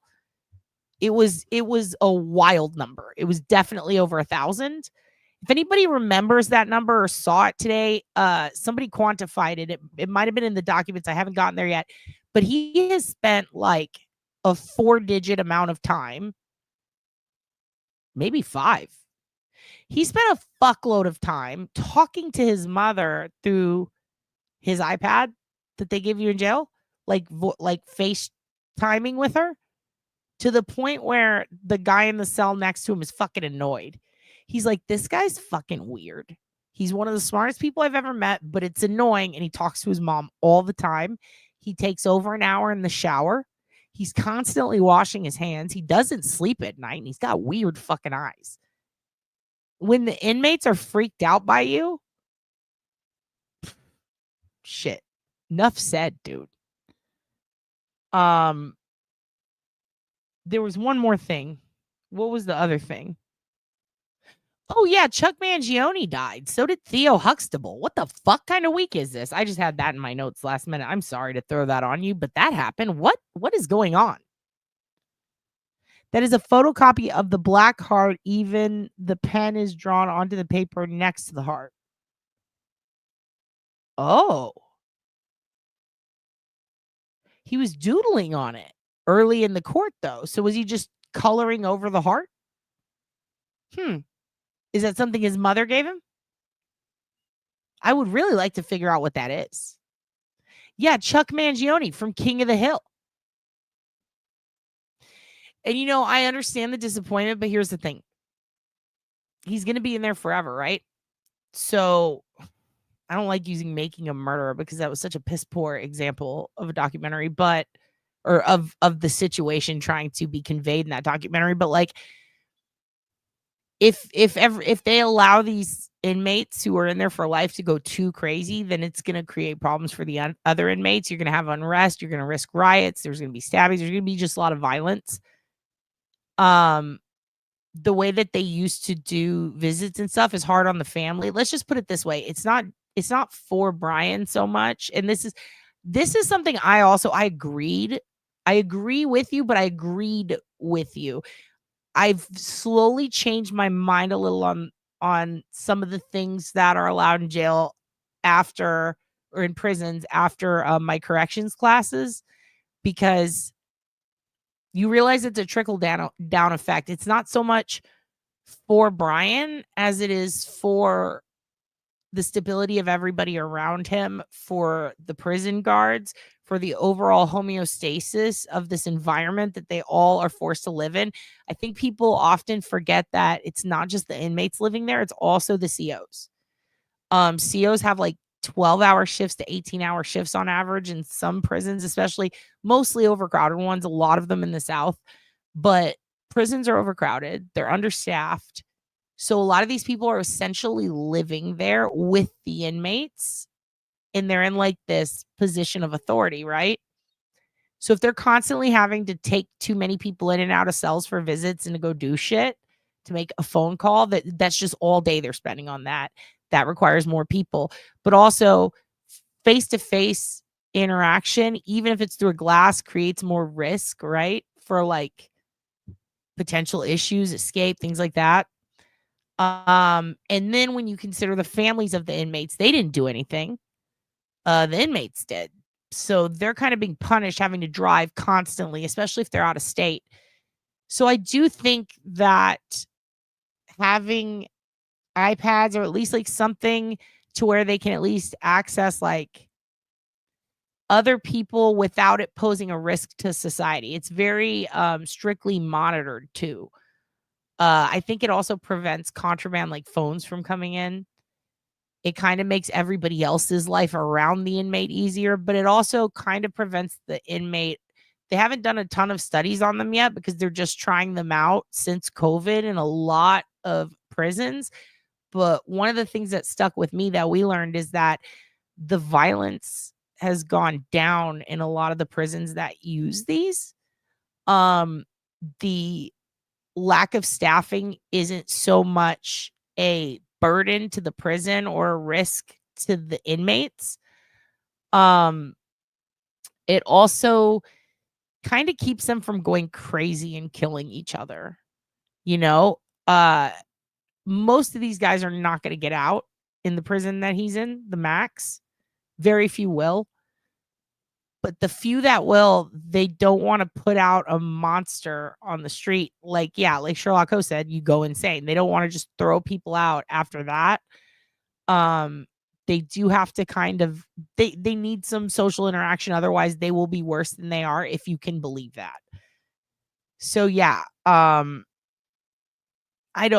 It's taken me time to come over to it, but they can't just call anyone and they can't just text anyone. It is heavily regulated and they do record it.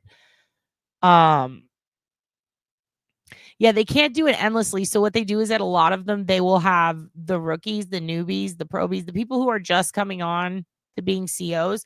They'll teach them how to go through the mail, but then they'll have one or two that are kind of old school, have been there for a while, who know all the gang lingo. So they'll usually have one or two people monitor inmates that they do believe. Basically, you have to have a reason for them to monitor you, or they can just do it at random. But reasonable monitoring is basically put at the top. It's prioritized. Like, is this guy a gang member? And, do we believe he's giving information to rival gangs because things are happening to witnesses in his case? They're going to absolutely monitor that person every fucking day. If there's somebody they think is pulling contraband in, if there's somebody they notice is tweaking, they're going to go pull all that shit and they're going to look through it. But in addition to that, they're going to do the random ones, but they usually make the new people like sift through. They show them like, this is how you can figure out, if this has piss on it or does it have acid, lysergic, you know what I mean? So that's kind of one of the extra things of the job that they have to do. That is true, K-Dubs. And everything is monitored, your cell phone, your iPad, everything. I think Jumpsuit Pablo was talking about a physical person seeing it because, yes, it's monitored. It can be FOIA'd at any time. People have FOIA'd records and then had to report to the jail the shit they find in it because the jail didn't catch it because they didn't have a person manually monitoring shit that day, but they can pull it at any time and check. So again, that's a manpower thing. I still maintain we had a really good idea last year. I don't know if you guys remembered when we talked about, I suggested this and you guys all, I think you all agreed this was a good idea. We should make prisoners telemarketers. So they have to do the annoying jobs, but also like they can learn to de-escalate. It'll be good for them. And we can fight with inmates. Breezy B, thank you so much. They removed the coffee hot water tank in Wichita jails because somebody threw it on a guard. It's scary. And they throw their piss and their shit. We had a CO that came in to talk to us who had been, actually Scott talked to us about this a while back, or about like what it's like being a CO. But we had one that came in and spoke to us to see if he was trying to recruit, see if anybody wanted to be a CO. And people were asking the weirdest fucking questions. Like, what's the worst thing that ever happened to you? And I think the craziest story he said was that essentially you have to be very careful with how you put the food in the slot. Like you have to slide it through perfectly. And there's a way that you do it. Sometimes like they'll put their hands out, handcuff, pull it back, put the food in, and then uncuff, like get the food in, uncuff. Okay, slam it. Now you eat, right? if you don't follow the exact process you're supposed to, bad shit can happen. In this case, a prisoner who had hepatitis and something else. It wasn't HIV, it was something weird that I really have not heard. I can't remember exactly what it is, but it's something that like it causes like a lot of skin issues. It presents as hives and it can destroy like certain organs. It's some fucked up infectious shit. Anyway, he cut himself and then he like smeared it all over the shiv. And then when a guard was caught off guard, if you will, no pun intended, sliding the shit through, they poked him. And for a couple of weeks, he thought like, oh, fuck, I'm for real. Like, this is bad. This is really bad. Like, I could die. Like, and it was all at the height of COVID, which, holy shit. So yeah, another one said that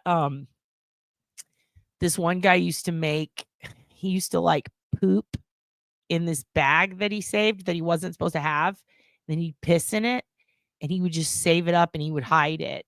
And it got to where it looked like a water balloon, but it was just all filled with piss and shit. And then he had people, when they like got out to go out in Gen Pop and walk around, people were dropping off like donations, if you will, into the bag. They would go in and out of the cell and they would put their cummies in it. So one guy vomited in it. It was like every bodily fluid you can imagine from different people throughout the jail who were prisoners in this shit piss balloon of horror. And after that, they threw in some rotten food, dead rat. Like, he was just naming all the stuff. He was like, there was old shaving cream that wasn't even allowed. Like, people were putting old rotten shit from their commissary in there, which is very rare. They always eat everything, but I mean, it was bad. And then they held it and they waited for this guy to walk by and they just doused him in it. After that, it was everywhere and everyone just walked away and the guards had to clean it up. Horrific. It's safe. It's safe, hypocritical. It's safe. We're good. All right. Here we go. With that said, it's not easy being a prison guard,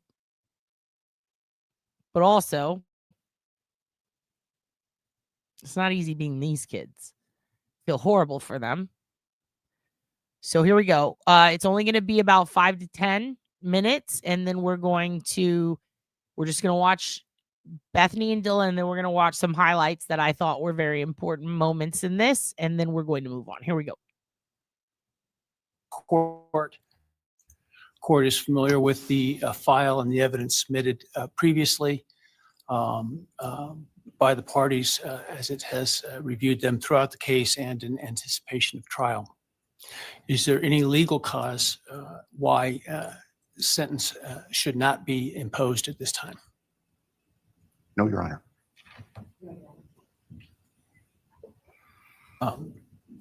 Does the state, before impact statements and arguments, wish to present evidence today? Your Honor, the state does not intend to present evidence in a documentary sense. We have provided the court through the clerk with photographs that we would like to use during the course of our sentencing argument. Sure. All right. Thank you. But no testimony other than impact statements? That's correct, Your Honor. All right. So with that, let's start with then impact statements. Ms. Jennings will be introducing and my understanding, just so I'm clear, I indicated through the trial court administrator that we need to see if any of the victims wish to have the camera not running and audio only. And my understanding is all of them indicated they are fine with the video. Is that correct? Yes, Your Honor, that's correct. All right, very well. Go ahead, Your Honor, the first, and we're taking these in the order, victim impact statements in the order that the charges were listed in the indictment. The first charge being burglary. So we will have Bethany Funka's statement, and she has asked that her friend Emily Allant read that statement. All right, any objection to that? All right, very well.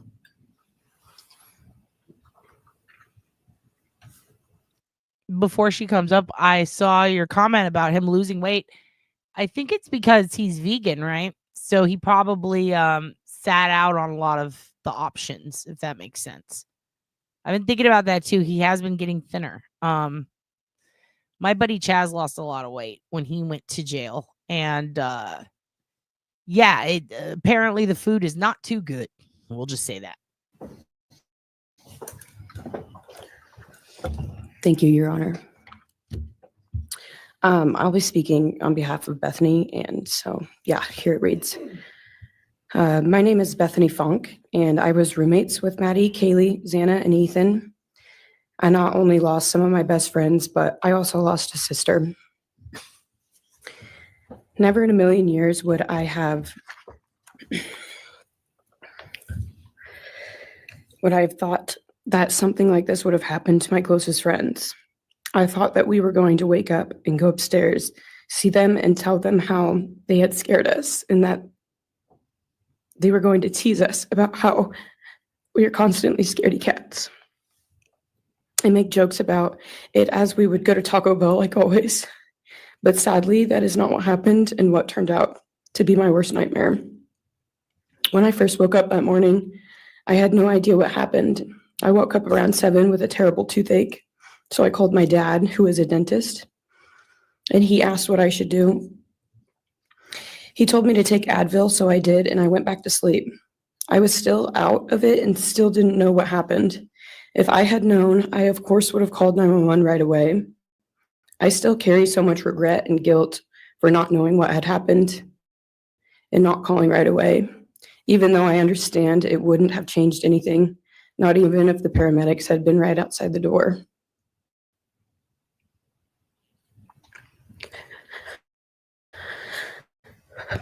I was so frantic that morning and scared to death, not knowing what had happened. And when I made the 911 call, I couldn't even get out the words. And from then on, I don't remember a thing. It was like my brain wiped that whole memory. That was the worst day of my life. And I don't intend on interrupting this a lot, but I have to say that is a very important thing. When she said, I don't know what happened, but my memory, like, I don't remember anything after that. It's like my memory wiped away this horrible event, right? That, I mean, look, I'm no psychiatrist. I did study quite a bit of abnormal psych, and I've been to therapy, and I've got a lot of PTSD, and survivors got all sorts of shit. The amount of times that I've been in group therapy sessions, other people who were victims of horrible shit, other people with PTSD who said the same thing. My brain wiped almost the entire week before the evening of my accident. I didn't even know that my roommate Adam was in Nebraska. I thought he was still at the house. Like, I just totally forgot my roommate went on vacation, wasn't even there. They didn't know what to do. Like, the amount of people I've met who have said this, they've said this. And so when I heard that part, that's when I was like, this poor girl. Like, you don't have to know exactly what's going on to know something's wrong. Does that make sense? And I think this is the friend who said that in the doc.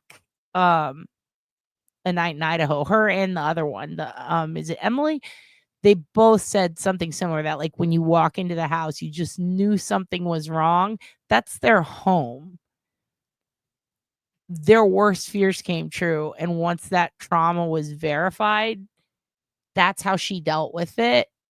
But it wasn't a choice. It was fight or flight type of thing. Her brain made that choice to protect her.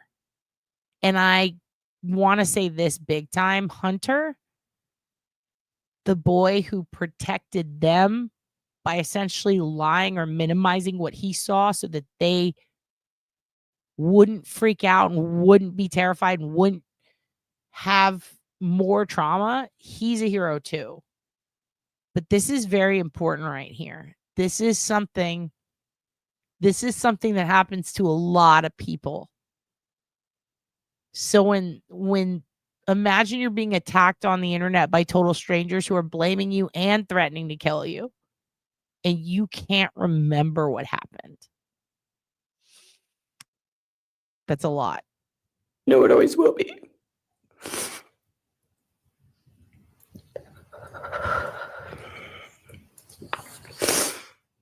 While I was still in shock, trying to process the fact that my friends were truly gone, I had been attacked by the public. I was grieving, numb, and unsure of what had happened was even real. And at the same time, I was getting flooded with death threats and hateful messages from people who did not know me at all or know the dynamic of our friendship. Social media made it so much worse, and strangers made up stories to entertain themselves. The media harassed not just me, but also my family. People showed up at our house. They called my phone, my parents' phones, other family members' phones, and we were chased while I was still trying to survive emotionally and grieve the loss of my friends. I hated and still hate that they are gone, but for some reason, I am still here and I got to live. I still think about this every day. Why me? Why did I get to live and not them? For the longest time, I could not even look at their families without feeling sick with guilt. I did not know what to say or what to do. I was terrified that my presence just made their pain worse. And I was still here when their kid, their siblings and their friends, their loved ones should have been here instead. After everything happened, I was afraid to go into my own backyard or alone in my house. I was scared that the person who did this would come for me next. I was always scared that the media would try to catch me at any moment of any day, even when I was just walking around my house. I made my parents close all the blinds during the day so no one could see me even in the slightest chance. I barely left the house, and when I did, I made sure I was never alone. I slept in my parents' room for almost a year. I made them double lock every door, set an alarm, and still check everywhere in the room just in case someone was hiding. And I still check my room every night before, and I double lock it. I have not slept through a single night since this happened. I constantly wake up in panics, terrified. Someone is breaking in, or someone is here to hurt me, or I'm about to lose someone else that I love. The fear never really leaves. For a long time, I could barely get out of bed, but one day I realized I have to live for them. They did not get the chance to keep living, but I do, and I will not take that for granted. So now every day I remind myself to live for them, and everything I do it with them in mind. I am still scared to go out in public, but I force myself to do things because I know that they would want me to keep living my life to the fullest. I am beyond blessed to still be here, and I refuse to take that for granted when they did not get a chance. You know, that's an impactful statement too. That's a big one.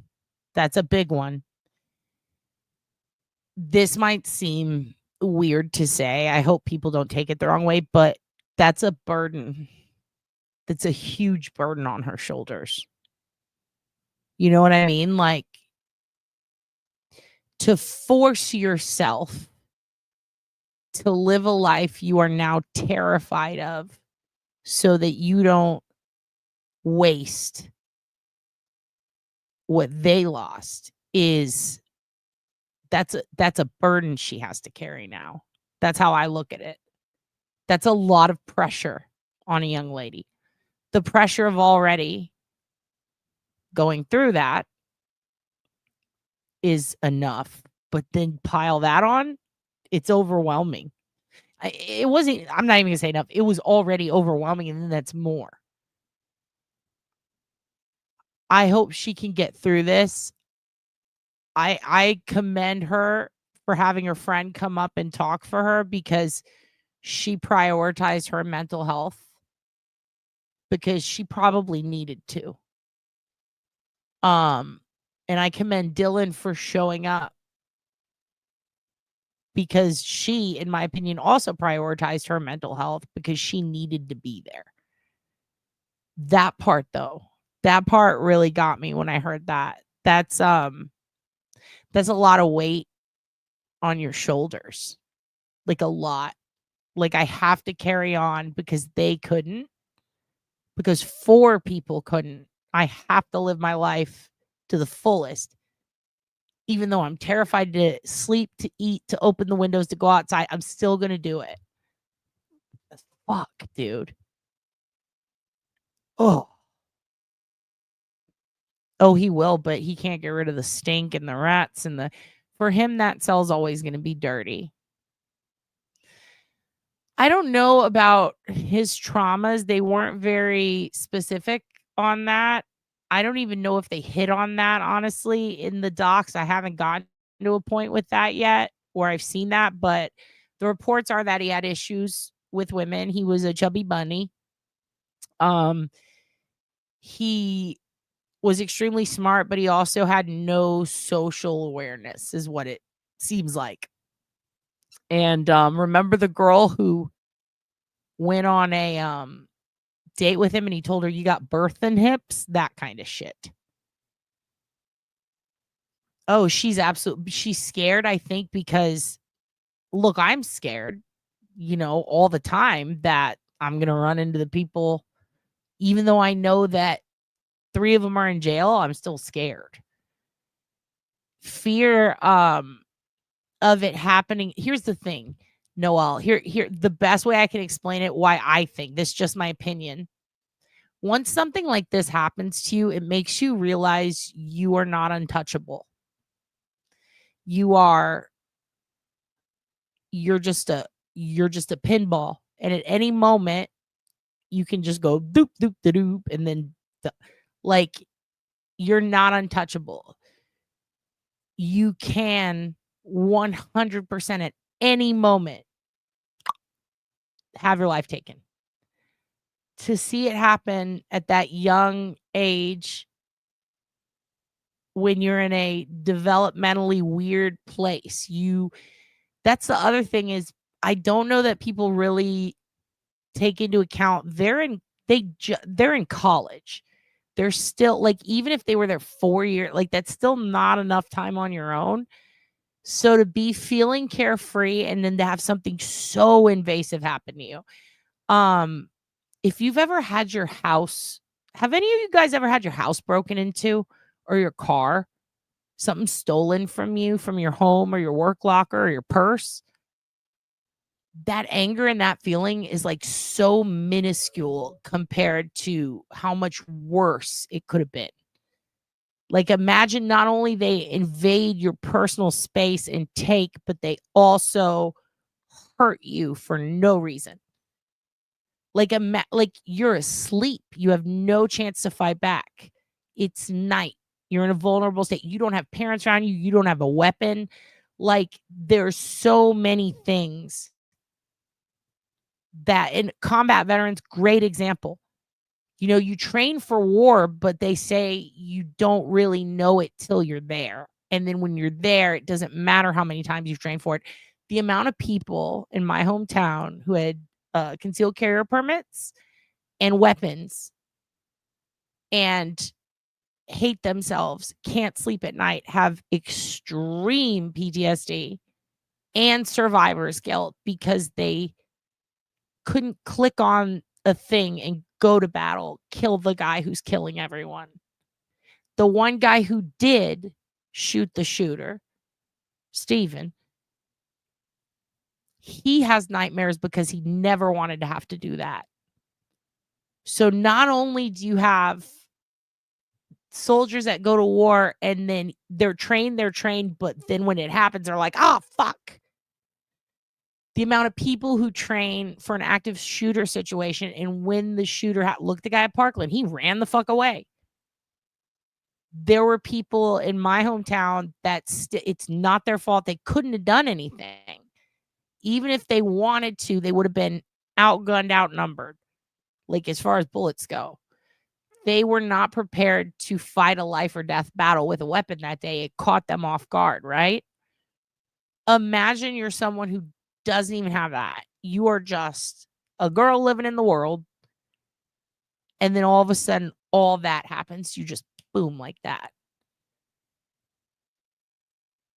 I would have fear probably for the rest of my life. I hope they don't. I hope that they can learn to live with that. But I think that's why, Noel. I think that I think that most people, like, when something intrusive, invasive, or harmful happens to you, it's that moment when you realize I'm not untouchable. I could die at any moment. It's reckoning in your brain with the fact that you're not always safe. Now, add to that thousands of people on the internet threatening your life and blaming you. I think that's why she's afraid, you know? Because not only does she now have to reckon with the fact that at any moment it can all be gone, she also has to kind of deal with, can I protect myself, right? In addition to the fear of strangers retaliating against her because they're blaming her and they're already threatening her life. Like, I think her fear comes from all of that. And I think that these poor girls, unfortunately, are always going to have this fear that, am I honoring them? Am I carrying this burden well? Am I blowing it by grieving? Is taking time to mourn going to ruin my future? Like, they're sitting alone with their thoughts because they can't go out and socialize like normal kids anymore. Their entire wonderful college experience has been taken from them. So part of me also wonders, like, are these poor kids, are they sitting there thinking, like, every time they do something to protect themselves, do they feel like they're wasting their life? But then every time they feel like I can go out and I can do this, do they feel ashamed of experiencing joy? Like, all they have time for when they're alone with their thoughts, protecting themselves from the outside world, is the potential of an existential meltdown. I think that's why she's afraid. I think it's really hard for people to understand that too. You know what I mean? Like, I think it's really hard for people to understand that without living it. And some people completely understand that, but maybe didn't go through the same thing. Yeah, I don't think that there's more people just based on a lot of the evidence that we've already seen, but some of the things that are included in there, in addition to the DoorDash driver. That's another thing, Noel. The DoorDash driver was there for a lot longer than we knew. Turns out a full 15 minutes because she had 3 deliveries in the area. So she parked right there behind the house. She had to look around the house trying to figure out where to go for 15 fucking minutes. And she saw a girl on the top floor ducking. And she was like, why is she ducking and dodging and avoiding me? Like, she couldn't figure out, is this the house? So not only is this happening, that DoorDash driver, everybody's like, why is she shaking? Why is she so scared? She walked around a dark house at night in front of Bryan, like, just sitting there in his car, and she saw him. Like, fuck. That's so creepy. And DoorDash drivers do not get paid well. You know, that's the least of the word. But you know what I mean? Not well enough to fucking... Would you creep around in the dark around a house with a psychopath right there watching, waiting to sneak in and kill people? Like, no, but she didn't know that. So reflecting upon it, I'm sure her anxiety is through the fucking roof, dude. Whew, poor kids. Okay, I'm going to let them continue. I apologize. Our house was not just a house, it was a home. It was where we laughed till we couldn't breathe, make meals, did crafts, binge watch reality shows, played games, and spent lazy days on the couch. It was movie nights, wine nights, morning debriefs, pranks, hot chocolate, cookies, and warmth. I will cherish those memories forever, and I will not let what happened erase how special our home was or how much those memories meant to me. Now I would like to share some bits and pieces of who they were as people and some of the memories that we shared. One of my favorite memories was Halloween, and we all went to Sigma Chi. But instead of partying, we just sat in an apartment, talking and laughing all night long. I do not think I've ever laughed that hard in my life. We did not care about the party. We were just happy to be with each other. Xana was 1 in a million. She was the life of the party.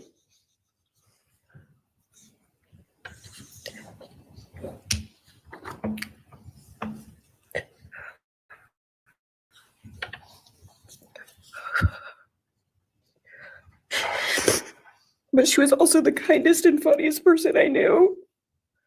Everyone loved her because she made everyone feel so loved. She was just someone you always wanted to be around, no matter the circumstance. One of my favorite days with Xana was when she laid on the couch, when we laid on the couch together all day watching movies and snacking. Or when she, Maddie, and I would go and get margaritas, chips, and salsa. She would also light up a room with her presence alone. Kaylee had the most beautiful, radiant smile. And she was so kind, but also one of the funniest people I've ever known. She loved playing little pranks. She always had us laughing so hard that we could not breathe. She was so full of energy and life. I really believe that she could have ruled the world if she wanted to, and she would have been America's sweetheart. Ethan was the sweetest, most genuine guy. He was always smiling and always making other people smile too. Ethan was the kind of person you wanted around. He was so kind and easy to talk to and just so fun. And the way he cared for Xana was truly something to admire. And really was proof that storybook love and true romances really do exist. It was not only obvious to me, but everyone that was around Ethan and Xana that they were absolute soulmates. Maddie was not only one of my best friends, but she was the older sister I would have always wanted. There was no one I looked up to or admired more than Maddie. She was truly a ray of sunshine, and everyone was drawn to her. She was so kind, loving, funny, fun, and passionate. She had the sweetest soul and wanted nothing but the best for everyone and to love and show love to everyone. She took me under her wing and always made me feel so safe and included, and above all, loved and valued. She never failed to make me laugh or put a smile on my face. Still to this day, I am beyond grateful that she chose me to be her sorority little, and I thank God every day that I not only got to know her, but had her as one of my best friends. Honestly, I cannot pinpoint one favorite memory with Maddie because I have so many, and this would be a very long read if I did. But if some little memories with her that I cherish is when the two of us made a nice dinner and split some wine, or when we would binge watch Jersey Shore or Summer House. When we came up with a whole dance routine on Halloween and danced and sang all night, like no one was watching. All the late night walks home from going out, and just little shopping trips and so much more.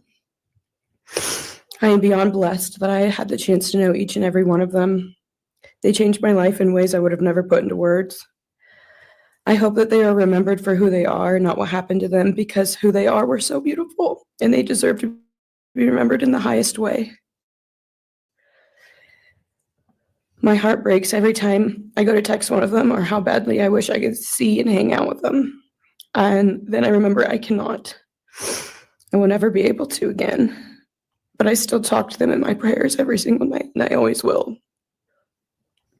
I wish more than anything I could hug them one last time. And I wish I could tell them how much I love them. And even though I cannot, I still tell them every night. I will keep living for them as long as I am lucky enough to still be here. And they were all truly one of a kind, and they will be in our hearts forever and always. Thank you. And please convey to Bethany my appreciation for her courage, and I hope that she heals. I like that the judge said that. Sometimes judges will just go, okay, next, or they'll like admonish or make a new rule, or okay, in the future, let's not, you know what I mean? And he was just like, I hope that she can heal. Judge is pretty fucking cool. Judge is pretty cool. Okay. I'm going to let this one play all the way through. I might stop at one time for this one specific part, but this is very intense because this is the first time we're seeing Dylan. This is the first time that we're going to hear her talk unless you've seen this already, but this is the first time we're going to hear her talk publicly, let alone at all, really.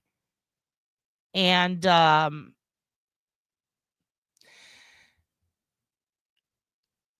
I just, you know, to anybody who thinks this girl wasn't going through hell, going through fear, to people who want to put on her the burden of accusatory shit, who want to make her a part of it, you know, oh, I've seen people call her awful names. Oh, she's this, she's that, or the other. Well, she must be a fucking Oscar-worthy actress if you really think that. There is not a single person that I would allow to be in my fucking orbit in life who would look at this girl and say, fake, like, fuck no, get out. Mm-mm. Don't accept it.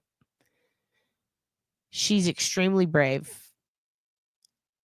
I respect her so much. I am very worried about this poor girl, and I feel like people need to protect her. Like the way the internet lashed out at these fucking kids, the good side needs to, everybody else who saw that shit needs to come out and say something. If you see someone spreading this shit and you got the fucking gumption to get in an internet fight today, fucking do it, and do it with them. Go toe to toe, talk your shit to them. Very rarely will I suggest volunteering yourself in a beef. If you see some dick bean talking shit, I don't care how many followers they have, you say you're a fucking idiot. Let the nasty out. Let the nasty out on those hoes, because this poor, oh, I feel horrible for her. I feel horrible for her. If you got hate in your heart, let it out at the people who are making this girl's life a living hell. Oh, give them the business, Gabagool. Give them the fucking business, dude. Whew. These poor kids. Yeah, I feel like I would have thrown up too. She's shaking, Nicole. She's having like Noelle, sorry. She's having a panic attack. And K-Dubs, I have 4 followers. I'll do it. Let's fucking. I'm ready to jump up anyone's spine who comes at this girl on Twitter. That's why I need to distance, because I'm like, oh, I'm about to talk shit. I can't. This is probably the most raw victims impact statement, I'll just say it, that I've ever seen. I'm trying to think of another one. I can't. This shit fucked me up. It took me like 4 hours to get through. I had to pause it, cry, pause it, cry, pause it, cry. So I'm gonna let it go. Bryan, look, I'm going to say it. A lot of people have said, I think he looks evil. I think he looks this, you know, yeah, because of what we know he did, right? To me, that's what keeps the evil attached to him. Like it reflects upon him so easily. Like, oh yeah, he looks evil. I personally think he looks bored, and it makes me so mad. He looks bored as shit. And it's so fucking disrespectful. It's so gross. But what I love about it is every single person in that courtroom, even from the judge, even his own attorneys, nobody is acknowledging his little pity party he's exuding with his face. Nobody is, they're not even telling him like, hey, look at them, or, you know, could you sit up straight? Like, no, it's literally like he's not there. He looks bored, and to me that indicates that he just has this insane ability to switch on and off. It's weird. Like he's dissociating on purpose. Like he is actively vacantly staring, but he's choosing to do it. No remorse at all. You're right. I want to say, like, there is one part though where he gets emotional, and we'll see that soon. There's something going on with him at that one part, perhaps his vacancy and his shitty attitude and his, oh, I'm so bored look, perhaps that's something that if he didn't do that, I don't know that we would notice the one thing that gets to him. And you'll see it. I think you'll see it. I think you'll all see it. It's very subtle, but also, I don't know how to explain it. To me, it's big, but other people have told me that they see it, but it's subtle to them. I look at it and I'm like, fuck, something's going on. Yeah, I think that when I found out he had visual snow, I've heard about this before, but I didn't know what it was at all. I just heard about this thing, like it had something to do with your vision. And I heard about it because I had eye trauma and I was like, what are all the possibilities, you know? And that K-Dubs, that's a good intro into what he does video chat with his mother every day. Keep that in mind when we get to that moment. But yeah, I wonder if he has some severe head injury, CTE, something's going on. Something's going on there. Yeah, to me, it's like, I know he's evil because of what he did. So to me, nobody looks evil until they've done evil. And at that moment, you can attach it to them, right? So obviously, he looks evil because of what he did, right? But to me, he looks boring and it's so fucking wrong and disrespectful, but it's also spooky. It's very spooky because, yeah, when people have nothing, no feeling, like no fear, no excitement, like that's, oof. Like it is. I think it could be contempt. Yeah. He is. You think he's drugged? I do wonder. I don't know. Maybe. His eyes looked pretty fucking dilated. I'll tell you that much. Yeah, he does. That's the thing is like, he just looks like a normal dude. But then when you hear what is being said to him and then you consider his reaction, then it's like, oh, that's fucked up. How are you not crying? Like when everybody in a room is crying and there's one person smiling, that doesn't mean they're evil, but it is like, oh shit, maybe they don't register their emotions properly. The problem is he has no fucking emotions the entire time, like at all. There is no gauge. That freaks me out a lot. It is wild. Next is Dylan Mortensen. We're asking for some accommodations for Miss Mortensen and that she be allowed to sit in my seat. Sure. Also, trigger warning to anybody who can't. If you don't, this is really sad and hard. So just a heads. Dylan, just take your time, all right?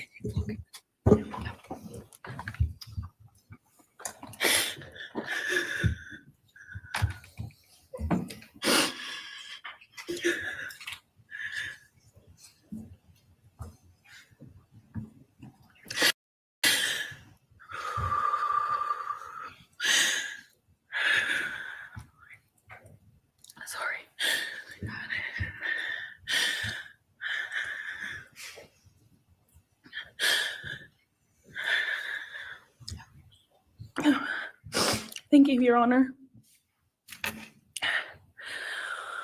What happened that night changed everything.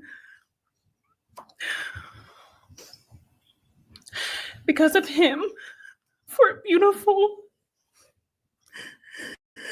genuine, compassionate people were taken from this world for no reason.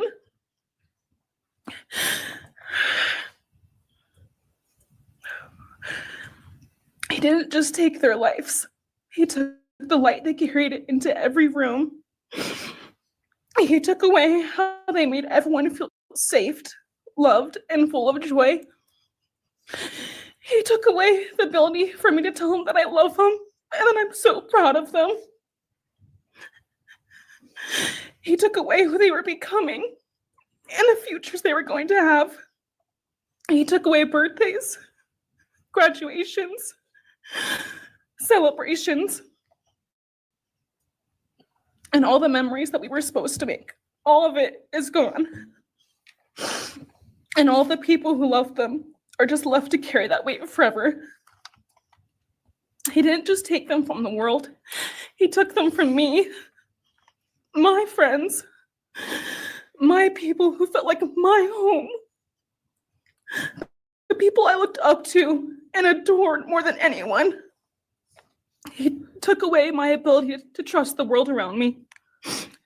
What he did shattered me in places I didn't know could break. I was barely 19 when he did this. We had just celebrated my birthday at the end of September. I should have been figuring out who I was. I should have been having the college experience and starting to establish my future. Instead, I was forced to learn how to survive the unimaginable. I couldn't be alone. I had to sleep in my mom's bed because I was too terrified to close my eyes. Terrified that if I blinked, someone might be there. I made escape plans everywhere I went. If something happens, how do I get out? What can I use to defend myself? Who can help? And then That's the moment. That part. Everywhere I go, I make an escape plan. Who can help? Do I have a weapon? What will I do if?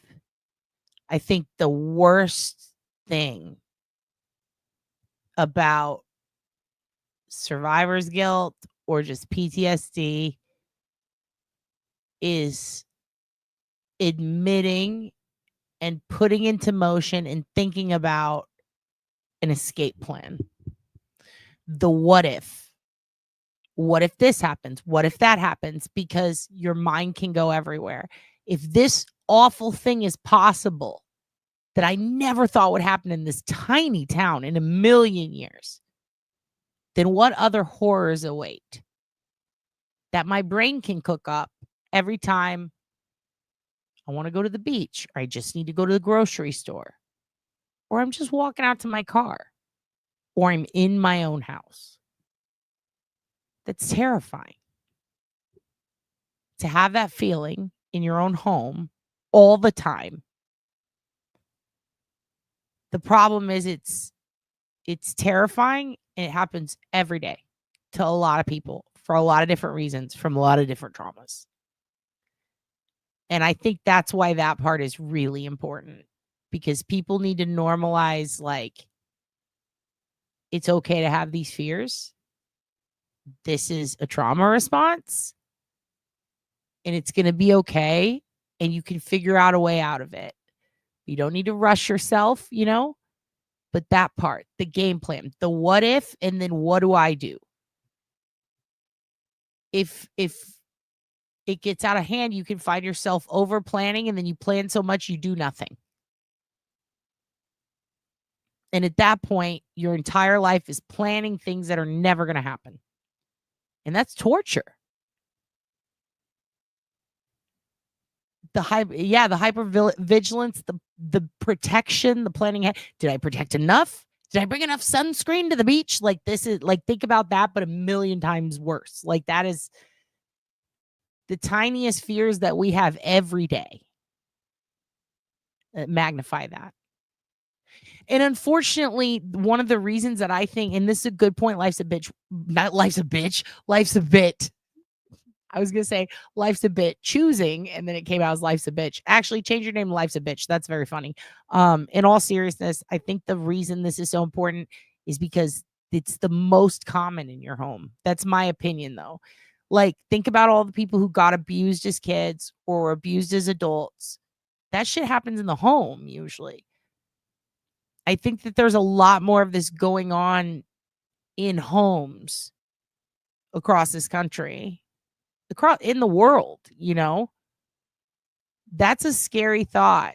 There's a lot of people who don't have homes who are homeless, and they're vulnerable. They're out on the streets. And then we have people who have homes who are terrified to be in their homes.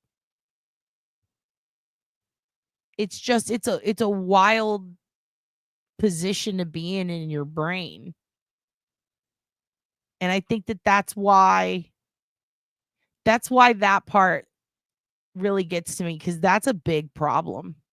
That's a big problem in the world, is people feeling that exact way. How do I escape? And take it on a lesser level. You're going to a party and you're like, at any moment I may need dip. Not even out of fear, just I don't want to be annoyed, you know? Like this happens all the time in tiny, insignificant feeling moments, but also in big moments when it's like, okay, I'm going to do this thing and I'm really terrified. Even if you recognize why, like having to plan every second of your day to the point where you don't even want to do it anymore. Fuck. I really hope she can I hope she can live a really good life. And I hope that Bethany does too. I just hope that she can get the break she deserves. And by break, I mean, I hope the world gives her a break. People are fucking with these kids and look at what she's going through. Fuck. Or the panic attacks. Makes me mad. The kind that slam into me like a tsunami out of nowhere. I can't breathe. I can't think. I can't stop shaking.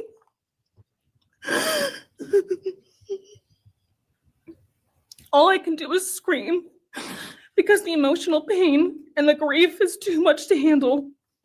My chest feels like it's caving in. Sometimes I drop to the floor with my heart racing, convinced something is very wrong. It's far beyond anxiety. It's my body reliving everything over and over again. My nervous system never got the message that it is over, and it won't let me forget what he did to them.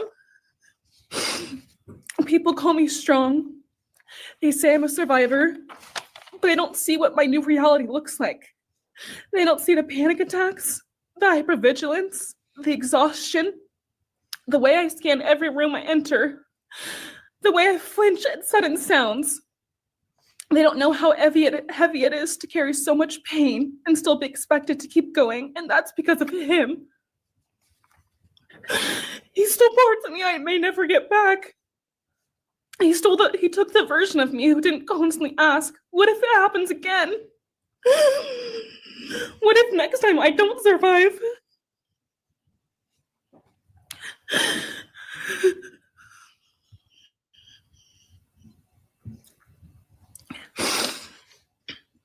He may have shattered parts of me, but I'm still putting myself back together.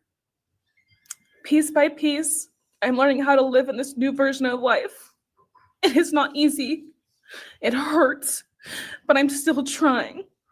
Still trying, and I'm not trying just for me. I'm trying for them, my friends. About a year ago, I had a dream about them. I got to say goodbye. I told them I won't be able to see you again, so I need to tell you goodbye. They all kept asking why, and all I could say was, I can't tell you, but I have to. When I woke up, I felt shattered and heartbroken, but also strangely grateful. Like maybe in some way that dream gave us the goodbye we never got. Still, no dream can replace them, and no goodbye will ever feel finished. He is a hollow vessel, something less than human. A body without empathy, without remorse. He chose destruction. He chose evil. He feels nothing. He tried to take everything from me. My friends, my safety, my identity, my future. He took their lives, but I will continue trying to be like them to make them proud. Living is how I honor them. Speaking today is to help me find some sort of justice for them. And I will never let him take that from me.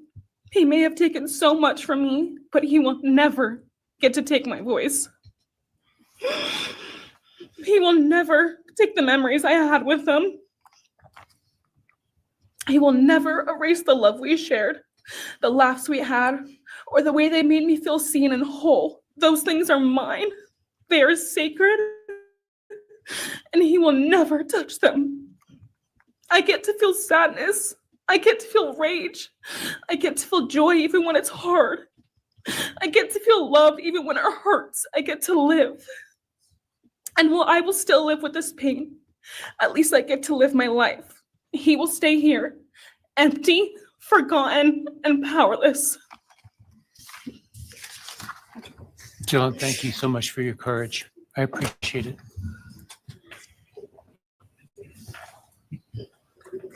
All right. So that part was hard to watch. Dude. That poor girl. She's gone through hell. I just hope people can find it in their heart to be decent to her. I agree. Yeah. Ethan's family chose to take it a different route and say nothing. I think it's interesting. Every single victim impact statement on this seems a little bit different. It comes from a different place in their heart. But I think all of it is filled with pain. And I'm just glad that they got to speak their truth and say it to him. Yeah, he is totally this guy is disassociating or something. He's just completely vacant right there. Okay, so now we're going to go to that was heavy. Now we're going to go to Granny gets me. Granny gets me. That broke my heart. I do like the banana thing though. We're going to see. Okay, screw it. This part with Steve. Whew. Okay, here we go. This is Steve.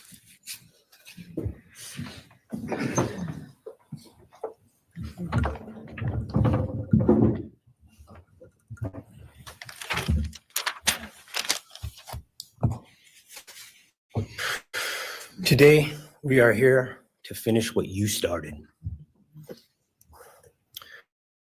Today,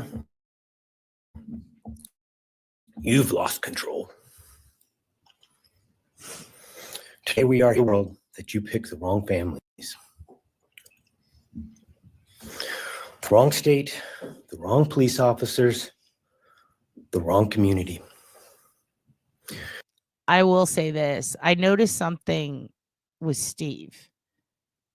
When he moves the podium, kind of look at everyone in the courtroom. I'm just going to go back for a second because I do think this is interesting, the dynamic. When Steve walks up, I'm not muted. Don't you say that. When Steve walks up, look at everyone around when he turns the podium to face Bryan. I truly think the way Bryan's looking at him, he doesn't blink. He stares. He gives him his full attention. The others, there were moments when he kind of looks around or he'll almost relax. But with Steve, he's staring right at him. I know people might not interpret it this way. I kind of see some fear here. I feel like he's afraid. And I'm going to be honest, I was afraid too. I was like, Steve is going to lunge. Steve is going to lunge. The court officer over here. Oh, you see him straighten up a little bit.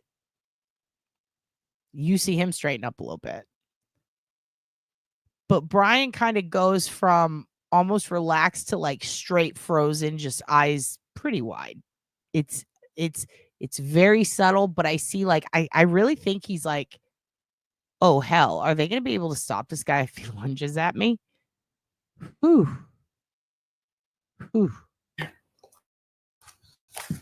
Thank you so much.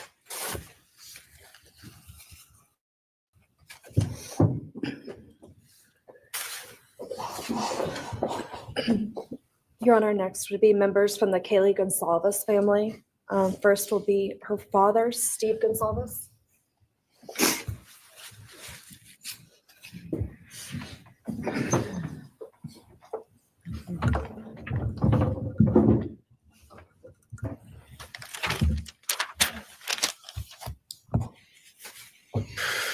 Today, we are here to finish what you started.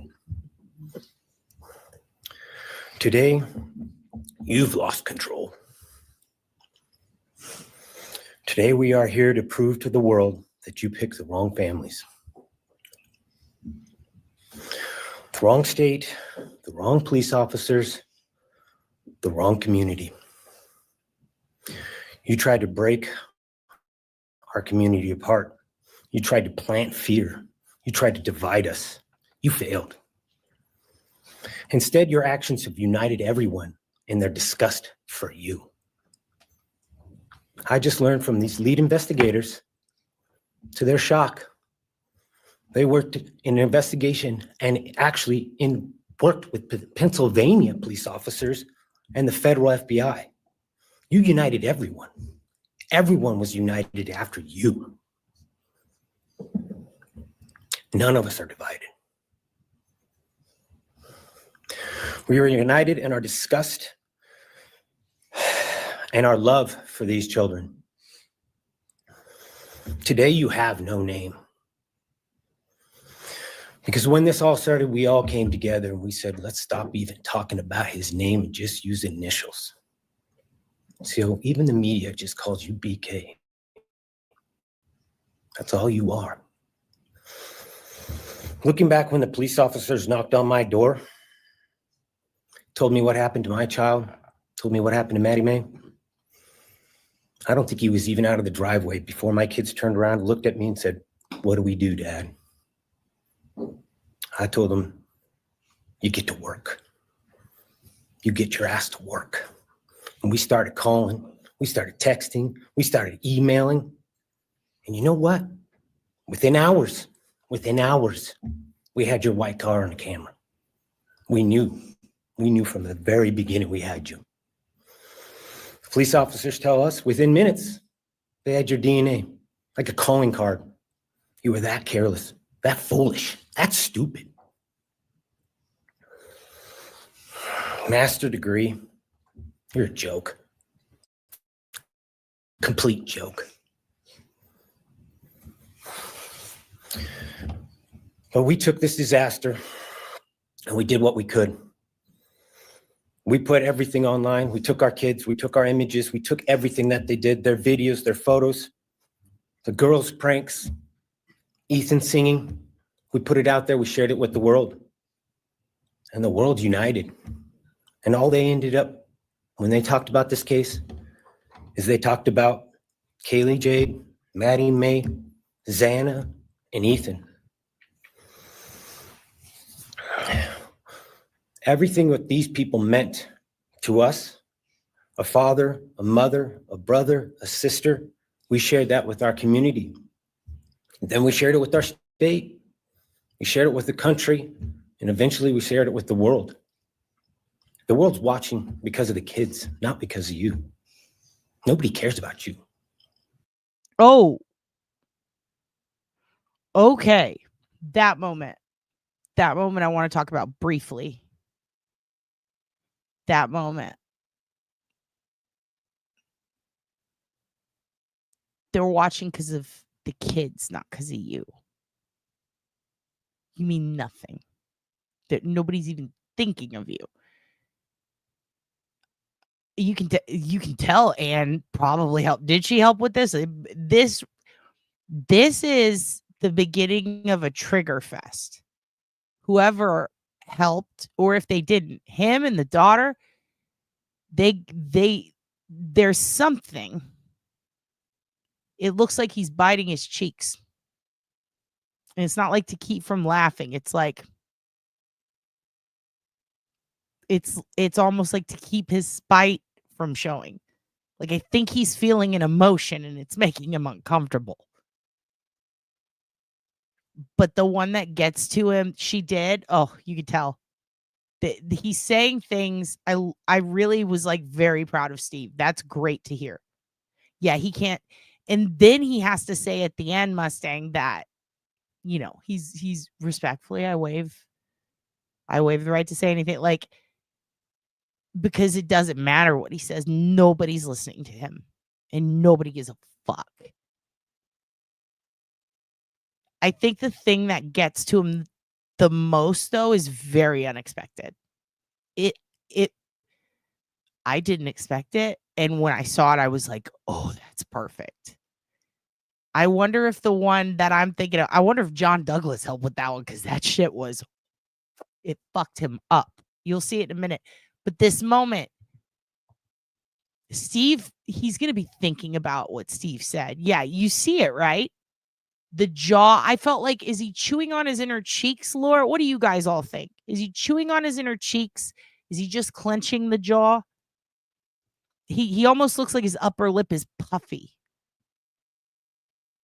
This is very interesting. It's very interesting. You're not worth the time, the effort to be remembered. In time, you will be nothing but two initials forgotten to the wind. No visitors, nothing more than initials on an otherwise unmarked tombstone. From this moment, we've all started. From this moment, we will forget you. We want to all leave in closing. One last thing. You picked the wrong family, and we're laughing at you on your trip to the pen. That will be today or tomorrow. I'll close with, God bless all the men and women that worked on this case and all the hard work that you guys did. You guys allowed us to grieve and allowed us to get through this. The amount of work that you guys put together and the way that you guys put it together was beautiful. There was hard times to be expected, but thank you all. God bless. Thank you. There you go. There you go. You know, that's true. And you know what's also interesting? I heard a lot of people, I think it was Joseph Scott Morgan, somebody said like they should have forced BK to tell why he did all of this like they did BTK. And I wanted to say, oh, that's assault Joseph Scott Morgan, because that's not true. BTK was not guilty. And then the day of trial, he goes, you know what? I'm going to say guilty and I'm going to go ahead and allocute. Let me go ahead and tell him everything. They didn't force him to. And they also didn't say you have to do that. He chose to, and he asked, and then he said all the horrific shit that he said. All the horrific shit. And it's gross because the way he spits it out, it's so shocking. He volunteered. He got that moment in his spotlight, if you will. And it was gross. And I'm glad Bryan didn't get memorialized that way. You know what I mean? I feel like he doesn't deserve that. He doesn't deserve that opportunity. Okay, here we go. Ladies and gentlemen, what you're about to see, I've seen people say, oh, that's harsh. I've seen people say they shouldn't be allowed to do that. America's fucked up. If the victim impact statements is why you think America is fucked up, you do not know shit about America. It gets so much worse. That guy killed a bunch of people in their homes. Anyway, what you're about to see is one of, I mean, the Larry Nassar trial had extremely intense. Yeah, people said that this was hard. I can't believe the judge let them say that. I saw shit like that and I was like, oh, boo-hoo, motherfuckers. Listen, Larry Nassar's trial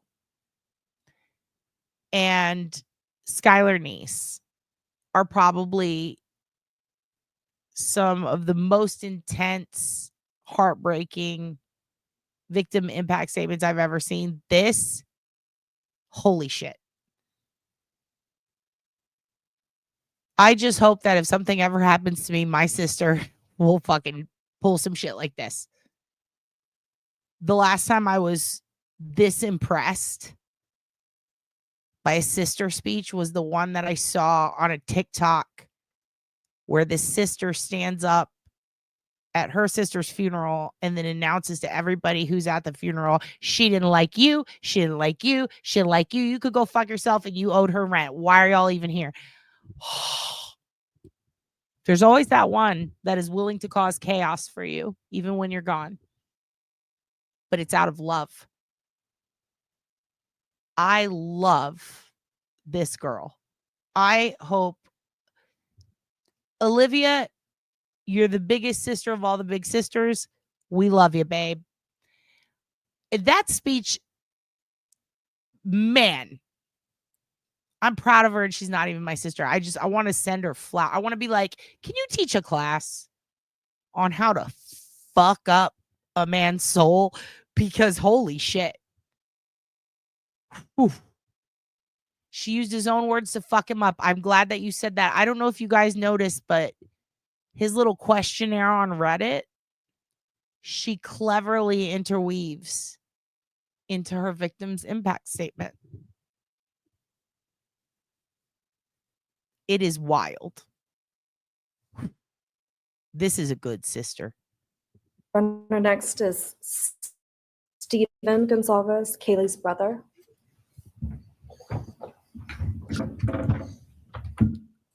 Steven's actually going to pass. I'm going to go. Okay. Olivia Gonzalez, Kaylee's sister. Hello. I'd like to start by thanking the court for allowing me the time and opportunity to speak today. My name is Olivia, and I'm the big sister of Kaylee Gonzalez, and I was blessed to love Madison Mogan as a sister too. I'm not here today to speak in grief. I'm here to speak in truth. Because the truth is, my sister Kaylee and her best friend Maddie were not yours to take. They were not yours to study, to stalk, or to silence. They were two pieces of a whole, the perfect yin and yang. They are everything that you could never be. Loved, accepted, vibrant, accomplished, brave, and powerful. Because the truth about Kaylee and Maddie is they would have been kind to you. If you had approached them in their everyday lives, they would have given you directions, thanked you for the compliment, or awkwardly giggled to make your own words less uncomfortable for you. In a world that rejected you, they would have shown mercy. Because the truth is, I'm angry. Every day I'm angry. I'm left shouting at the inside of my own head everything I wish I could say to you. The truth about me is when I heard the news, I didn't cry. I listened for them. I promised them I would, that I would fight for them, that I would show up no matter what it cost me. I swore I'd never let them feel alone. Because you see, I've always been their heavyweight. I've always been the one to fight the battles they didn't feel ready to fight themselves.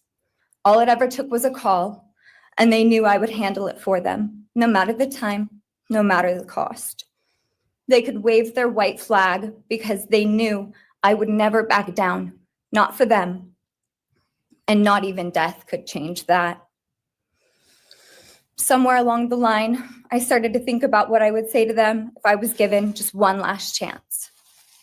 If I could gather enough heartbreak or love or sacrifice or whatever it took to get just one message across, what would I say? Throughout this entire process, I've written my feelings down at every moment, my wishes, my love, my denial, my anger. And as one final act of love, I'd planned to read these thoughts, even jarring and discombobulating and not even making sense.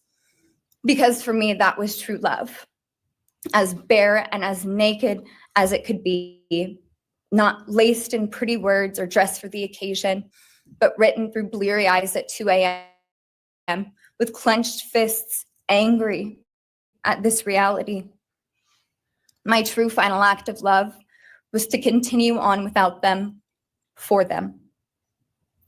That dream to read aloud my love to them, to bring meaning through pain, was the latest blow in realizing you don't deserve it.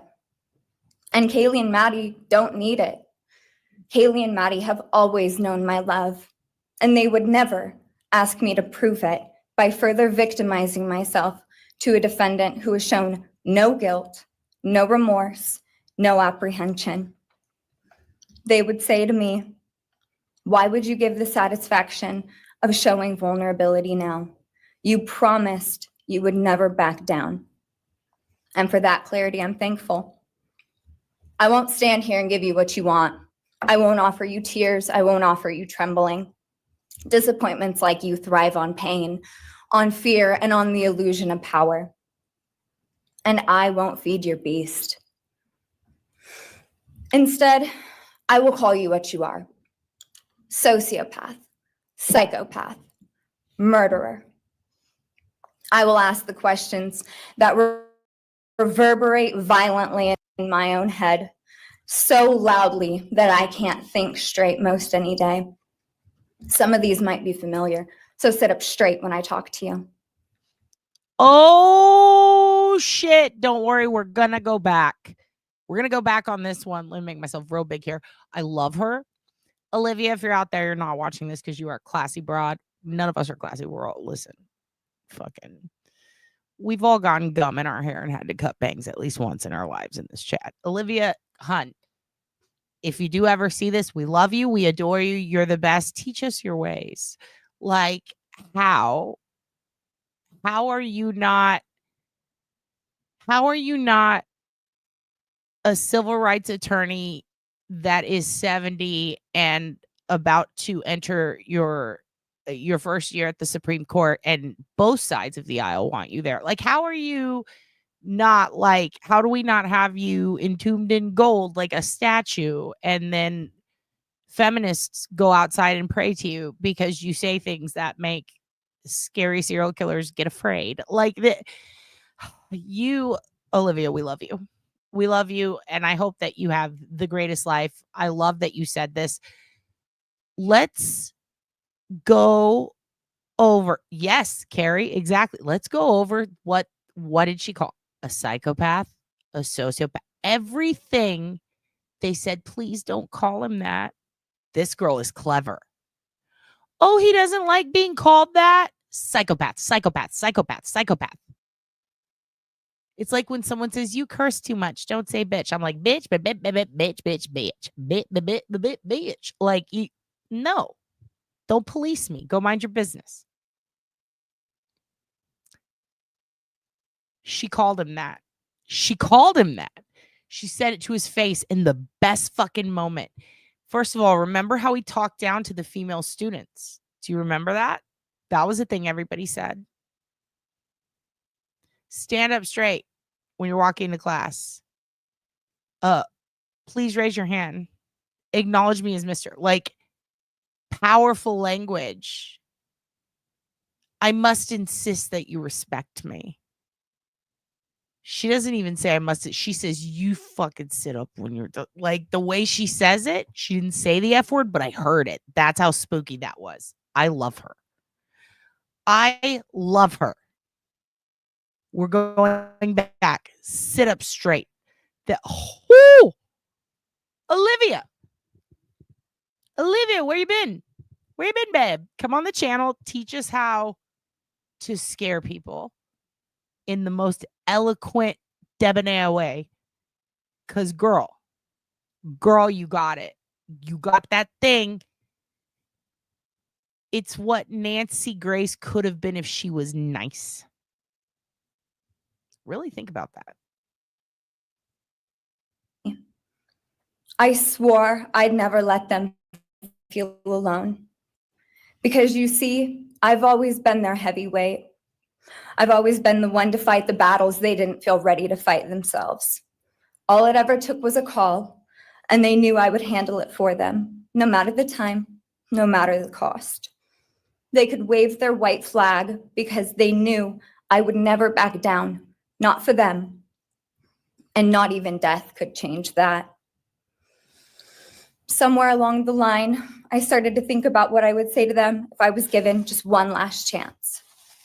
If I could gather enough heartbreak or love or sacrifice or whatever it took to get just one message across, what would I say?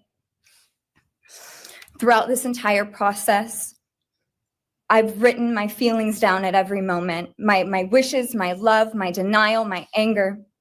And as one final act of love, I'd planned to read these thoughts, even jarring and discombobulating and not even making sense. Because for me, that was true love. As bare and as naked as it could be, not laced in pretty words or dressed for the occasion, but written through bleary eyes at 2 a.m. with clenched fists, angry at this reality. My true final act of love was to continue on without them, for them. That dream to read aloud my love to them, to bring meaning through pain, was the latest blow in realizing you don't deserve it. And Kaylee and Maddie don't need it. Kaylee and Maddie have always known my love, and they would never ask me to prove it by further victimizing myself to a defendant who has shown no guilt, no remorse, no apprehension. They would say to me, why would you give the satisfaction of showing vulnerability now? You promised you would never back down. And for that clarity, I'm thankful. I won't stand here and give you what you want. I won't offer you tears. I won't offer you trembling. Disappointments like you thrive on pain, on fear, and on the illusion of power. And I won't feed your beast. Instead, I will call you what you are. Sociopath, psychopath, murderer. I will ask the questions that reverberate violently in my own head, so loudly that I can't think straight most any day. Some of these might be familiar, so sit up straight when I talk to you. How was your life right before you murdered my sisters? Did you prepare for the crime before leaving your apartment? Please detail what you were thinking and feeling at this time. This is directly from his Reddit. Please detail what you were thinking and feeling at this time. It's directly from, even the judge is like, oh, damn, I see what you're doing, babe. Why did you choose my sisters? Before making your move, did you approach my sisters? Detail what you were thinking and feeling. Before leaving their home, is there anything else you did? How does it feel to know the only thing you failed more miserably at than being a murderer is trying to be a rapper? Did you recently start shaving or manually pulling out your eyebrows? Okay, right there. That had to hurt. That's on TV. Everyone in the nation can see it. Everyone in the world can see it. You know, now that I think about it, he may not have even known people knew that his rap was out there because he left it up. And why would you do that? There was a mirror of it too on SoundCloud. She brought up the rap. And remember, people said, there were multiple people who shit all over me in comments and on X. How you don't even know that's his. Oh, look. Hey, look. Guess who was right? Of course it's his fucking rap. You think I just put shit out willy-nilly? I'm not hunting John Barron. I know what I'm doing. Here's another thing I knew about. I told everyone about. People didn't want to believe. You got, after that Delphi shit I showed you, everybody down. Oh, there's no way. I showed you. I didn't even show you half of it. I didn't even show you the rest of it, where specific creators are named doing specific things. That is very disturbing that I said, and they said it cannot be. Well, it be. It fucking be. It fucking B.O.B. Okay? I told you, EB. I am. We all are. No, but for real, it's Bryan Etten and Ian Runkle. They share passwords. But okay, listen. In all seriousness, when I told you he is not Papa Rogers, Baraka, what did you think I meant? I meant he is not Papa Roger. Why would I fucking say that shit if I didn't fucking mean it? I would never, ever shit you kids. You are my favorite turds. Okay? Okay? Can we get that fucking straight right now? So when I tell you He wanted to be a white rapper and he actually wrote this. And can you believe it? How fucking embarrassing. And people went, yeah, are you sure? I'm so sure that this badass Queen Bey, scary Queen Bey sister, who we love, I'm so sure she put it in her peak. Like, this is the peak moment. This is where he get like, his eyebrows are starting to grow back. That's how angry that made him. That's how angry he got. I want to hear that again. Violently in my own head, so loudly that I can't think straight most any day. Some of these might be familiar, so sit up straight when I talk to you. Oh. How was your life right before you murdered my sisters? Did you prepare for the crime before leaving your apartment? Please detail what you were thinking and feeling at this time. Why did you choose my sisters? Before making your move, did you approach my sisters? Detail what you were thinking and feeling. Before leaving their home, is there anything else you did? How does it feel to know the only thing you failed more miserably at than being a murderer is trying to be a rapper? Did you recently start shaving or manually pulling out your eyebrows? Why November 13th? Pulling out your eyebrows, also nothing to be ashamed of. I know people who are dealing with severe PTSD. That is actually it's a form of OCD. It's a coping mechanism. It's a PTSD response. Some people do that. It's called trichotillomania, if I remember correctly. Yeah, because trichinosis is brainworms. So it's trichotillomania. People will pull out their eyelashes too. I went through a period when I was having anxiety after my attack, and I ripped out all my eyelashes. Also, the eyebrow accident, that was a genuine accident, but my eyelashes, I would pull on them. It felt good because of the pain that started to happen in the bad eye, but also, like, it became a thing I had to stop doing. I had to physically stop. That is a sick burn, okay? Because now she's digging in, and also he looks fucking stupid without his eyebrows. And they are his thank you ho. They're his signature thick eyebrows. And she fucked him up right there with that comment. Did you truly? Laura, I will come pluck your eyebrows for free just to get my anxiety out of my system. You think your Amazon purchase was untraceable because you used a gift card? Oh! How do you find it enjoyable to stargaze with such a severe case of visual snow? Oh, I'm sorry. What else was I saying? What was that? I love her so much. Thank you, ma'am. Thank you, Olivia. Thank you. That's what I've been talking about. Just let dad have his I told you so moment, because I so rarely get these. And what did I fucking say? Why would someone stargaze if all you see are stars? I love you, Olivia. Thank you. That question's been burning in my head. Maybe he can think of an answer in prison. Before leaving their home, is there anything else you did? How does it feel to know the only thing you failed more miserably at than being a murderer is trying to be a rapper? Did you recently start shaving or manually pulling out your eyebrows? Oh. Why November 13th? Mm. Did you truly think your Amazon purchase was untraceable because you used a gift card? How do you find it enjoyable to stargaze with such a severe case of visual snow? Again, just hitting on everything he fucked up on. I love this. Where is the murder weapon? The clothes you wore that night? What did you bring into the house with you? What was the second weapon you used on Kaylee? Revealing evidence is a choice I'm glad she made. They were going to do it anyway in the paperwork, but goddamn.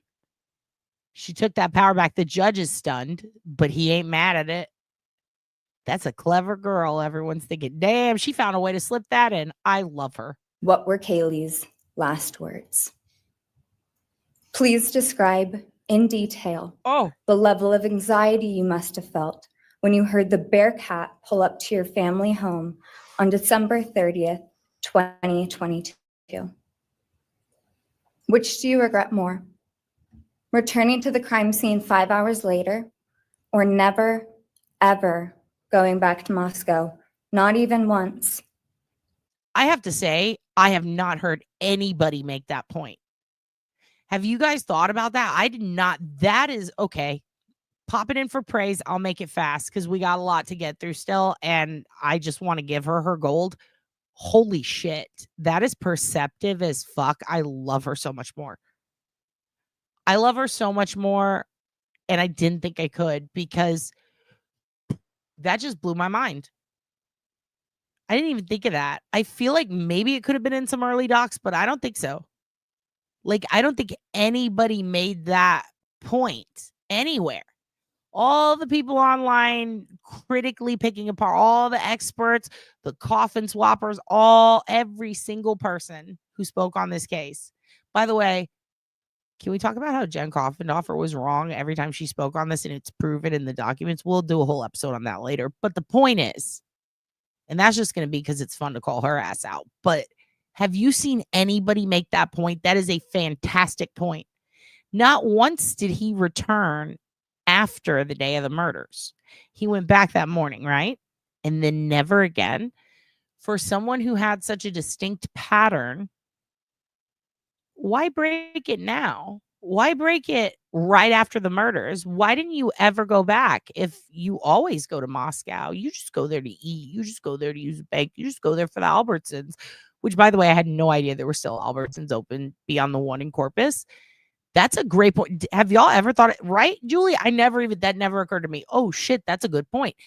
His vehicle, it doesn't matter what plate you have, boo. He was never back in Moscow, Idaho, a place that he talked constantly about. Oh, yeah. I'm sure he told his lawyer that because they made that point in court. They talked about so what that he went to Moscow? Oh, it's not surveillance. Like in the motions hearings or the pretrial hearings for the motion, so what? He visited there all the time. Okay, well, why didn't you go after the crime? Other than that morning, that's crazy. No one has called that out, and the sister caught it. Exactly. That's pretty damning. She could be a fantastic attorney. She really could. After stalking them there for months. If you were really smart, do you think you'd be here right now? What's it like needing this much attention just to feel real? You're terrified of being ordinary, aren't you? Do you feel anything at all? Or are you exactly what you always feared? Nothing. If you're so powerful, then why are you still hiding, defendant? You see, I'm here today as me. But who are you? Let's try to take off your mask and see. You didn't create devastation. You revealed it in yourself. And that darkness you carry, that emptiness, you'll sit with it long after this is over. That is your sentence. And it was written on the wall long before you ever pled guilty. You didn't win. You just exposed yourself as the coward you are.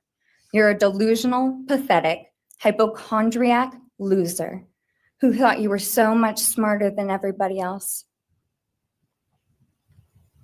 Constantly scolding, turning your nose up to grammar mistakes, nitpicking and criticizing others. You wanted so badly to be different, to be special, to be better, to be deep, to be mysterious. You found yourself thinking you were better than everyone else, and you thought you could figure out the human psyche and see through it, all while tweaked out on heroin. Lurking in the shadows made you feel powerful because no one ever paid you any attention in the light. You thought you were exceptional, all because of a grade on a paper.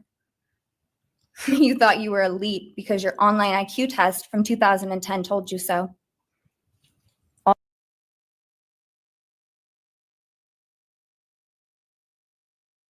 unmuted again, of course. She went back to his IQ test in 2010. She went back to his rap in 2012. She went back to his visual snow posts in 2011 to 2013. She went back and back and back and told him little facts about himself. She went to his heroin addiction. She is digging in his ass and spray painting. Olivia was here. I know who you are. Exactly. And then she ends it with what? I see right through you. Ooh, girl. All of that effort just to seem important. It's death. Go. She There is a name. She literally could end this entire speech with, what if she was white? Like, girl, you are Matthew McConaughey in A Time to Kill. You feel powerful because no one ever paid you any attention in the light. You thought you were exceptional, all because of a grade on a paper. You thought you were elite because your online IQ test from 2010 told you so. All of that effort just to seem important. It's desperate. There is a name for your condition, though. Your inflated ego just didn't allow you to see it. Wannabe. You act like no one could ever understand your mind, but the truth is you're basic. You're a textbook case of insecurity disguised as control. Your patterns are predictable. Your motives are shallow. You are not profound. You're pathetic. You aren't special or deep, not mysterious or exceptional. Don't ever get it twisted again. No one is scared of you today. No one is intimidated by you. No one is impressed by you. No one thinks that you are important. You orchestrated this like you thought. Don't worry, we'll go back a little because I want to hear it. I want to hear that last part again. But even everybody, even the prosecution, they're like scared. They're like, oh, I feel like she's scolding me now. Like every single person in this room is thinking, other than the people behind her, the victim's family, every other person in here is like, shit, I feel bad now. Like I fucking do that. Like she's reading them to filth. And she's just focusing on Bryan, but you almost see like self-reflection among people who don't like, it's not about you, but I can't help the prosecutor. I can't tell if he's like impressed or scared. This is so good. She should teach public speaking. Fuck, I want her to teach me stand-up comedy. I've been doing it almost 2 decades. She's incredible. Just to feel real. You're terrified of being ordinary, aren't you? Ooh, double blink. Do you feel anything at all? Or are you exactly what you always feared? Nothing. If you're so powerful, then why are you still hiding, defendant? You see, I'm here today as me. But who are you?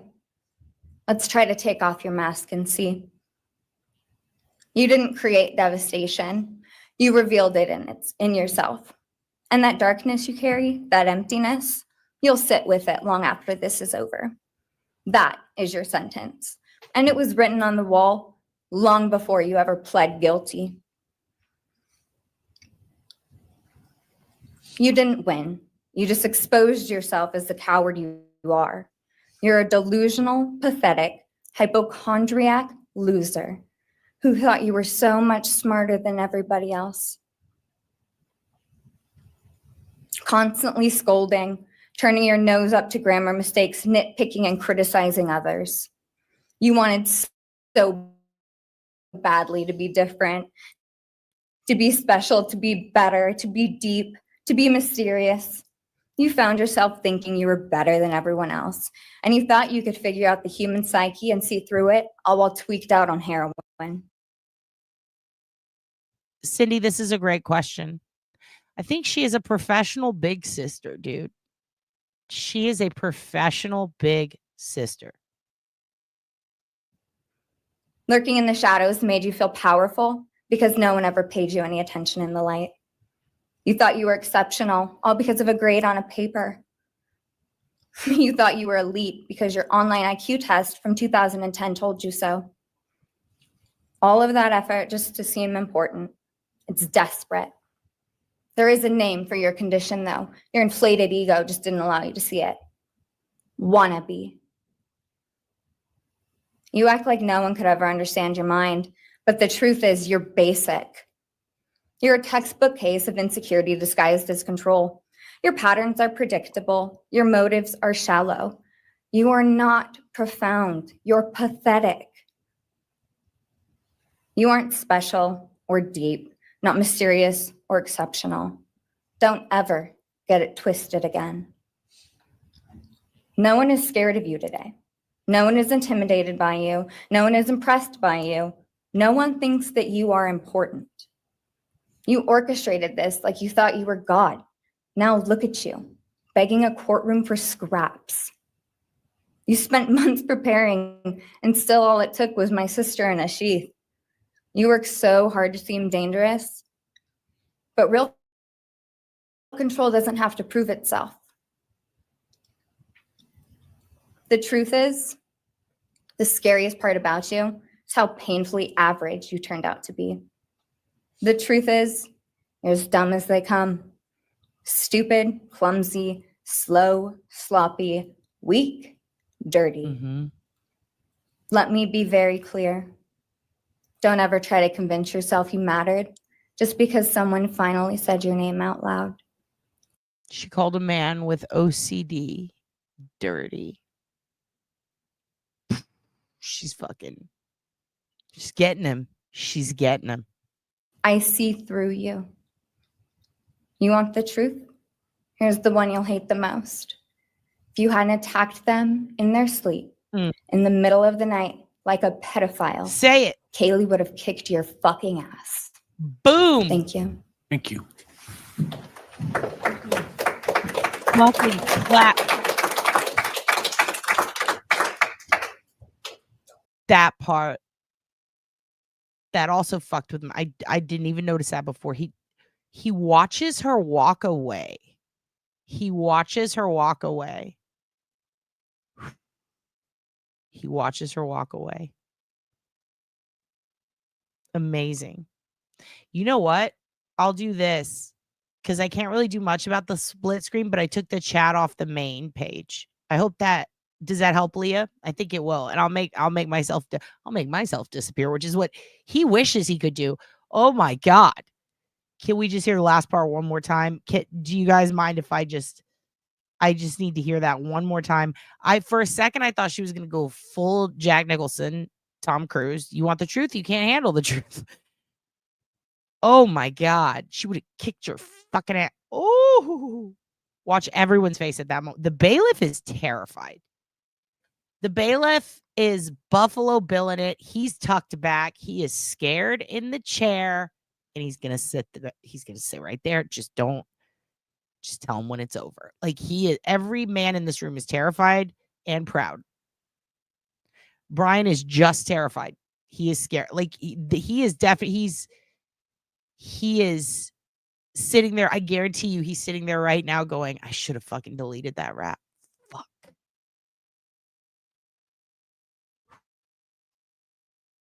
To be. The truth is, you're as dumb as they come. Stupid, clumsy, slow, sloppy, weak, dirty. Let me be very clear. Don't ever try to convince yourself you mattered just because someone finally said your name out loud. I see through you. You want the truth? Here's the one you'll hate the most. If you hadn't attacked them in their sleep, in the middle of the night, like a pedophile, Kaylee would have kicked your fucking ass. Thank you. Thank you.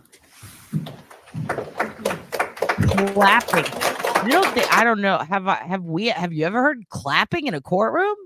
Have you ever seen a standing ovation in a courtroom? Woo, girl. I love her.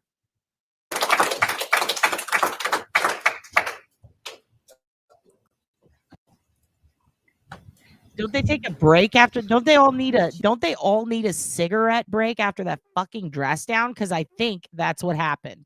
Yeah. Julie reading my damn mind again.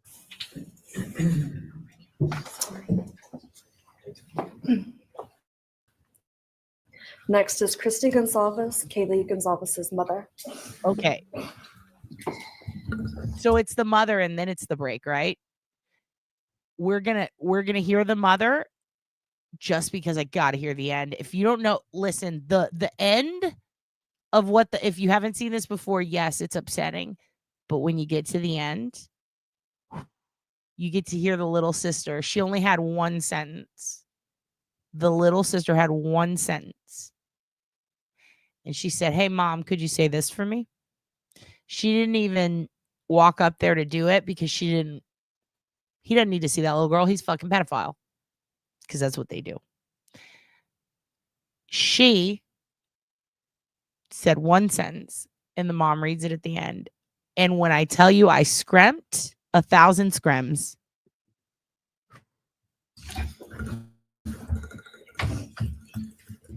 Everybody get a cigarette while you listen to this.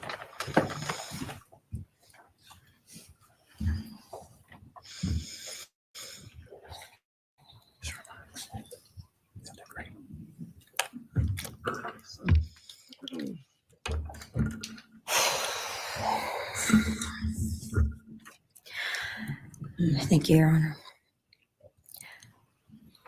I never imagined having to speak to someone so devoid of humanity. For a long time, I didn't think I'd find the words low enough to meet you where you are. But now I realize this isn't about you. It's about what you've done to me, and I need you to hear it. When you murdered my daughter, Kaylee Jade Gonzalez, you didn't just take her life, you shattered others.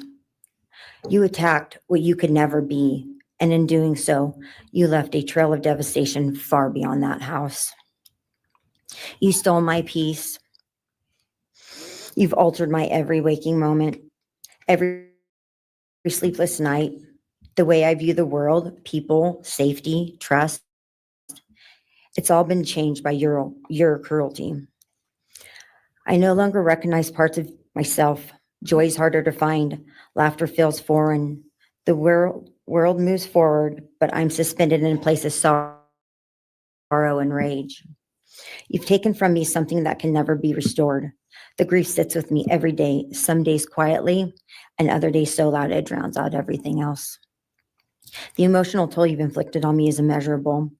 I live with a constant ache, with birthdays that are now memorials, with holidays that feel hollow, with empty chairs that scream louder than words ever could. I am forever changed. But for you, as a person working on a PhD in criminal justice, you really didn't think this one through. You're not that good.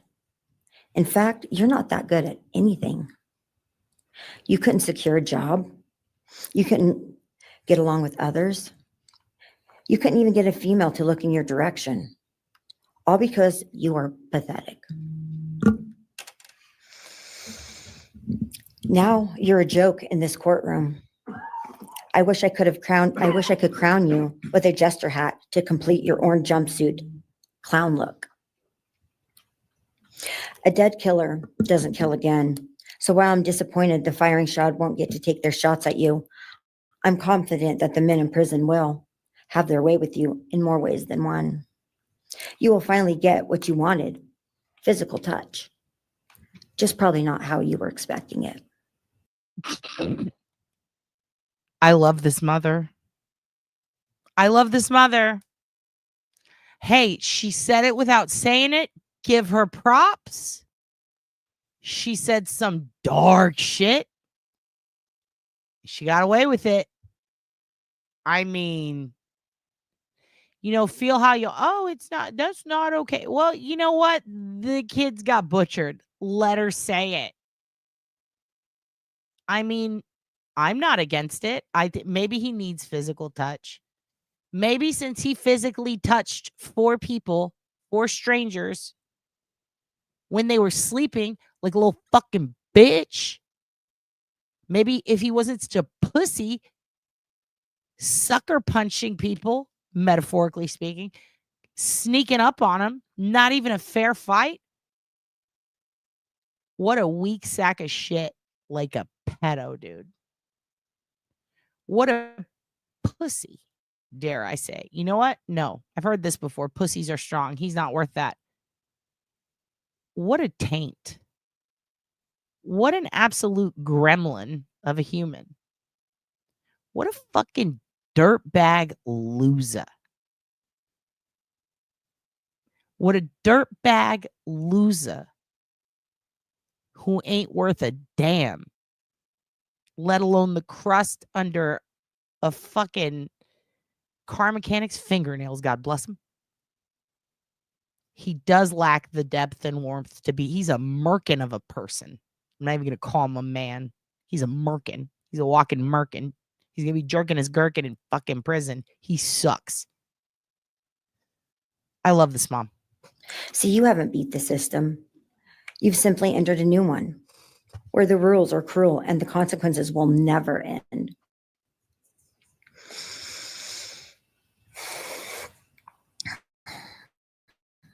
You are entering a place where no one will care who you are and no one will ever respect you. You will be forgotten, discarded, used, and erased. You will always be remembered as a loser, an absolute failure. And when those prison doors slam shut behind you, I hope that sound echoes in your heart for the rest of your meaningless days. I hope it reminds you of what we all already know. You're nothing. May you continue to live your life in misery. You are officially the property of the state of Idaho. Also, I just realized if he is a nothing, that now makes him, he is no longer a co-burger. He is now a NothingBurger. And that is what we will call him from now on. He's NothingBurger.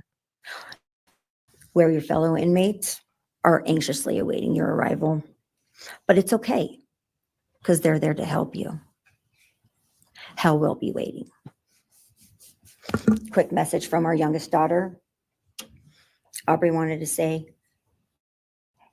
you may have received A's in high school and college, but you're going to be getting big D's in prison.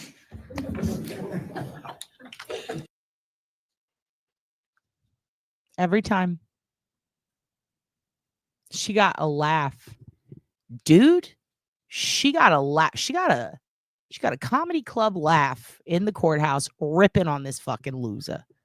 On old NothingBurger. Whew. Thank you. You want to hear it one more time? One more time. Just that one part. Don't get to take their shots at you.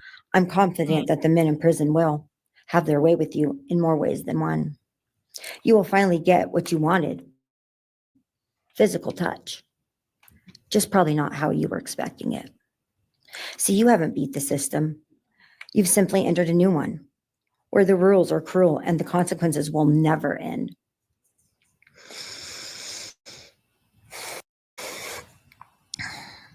You are entering a place where no one will care who you are and no one will ever respect you.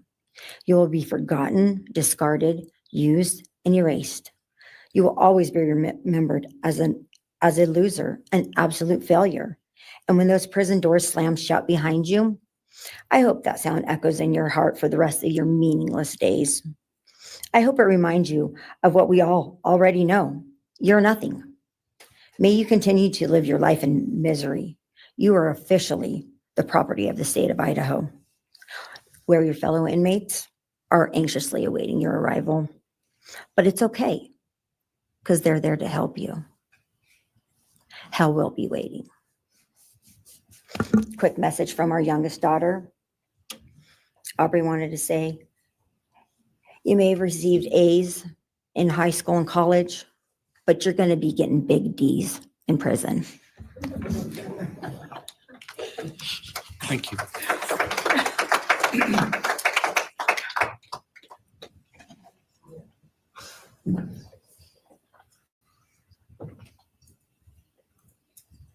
Do we have more from the Gonzalez family, or are you? Yes.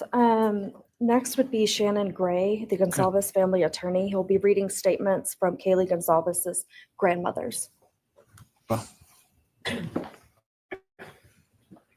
Well, Morning, Your Honor. Shannon Gray, the attorney for the Gonzalez family. I actually have 3 statements, one from her aunt and 2 from her grandparents.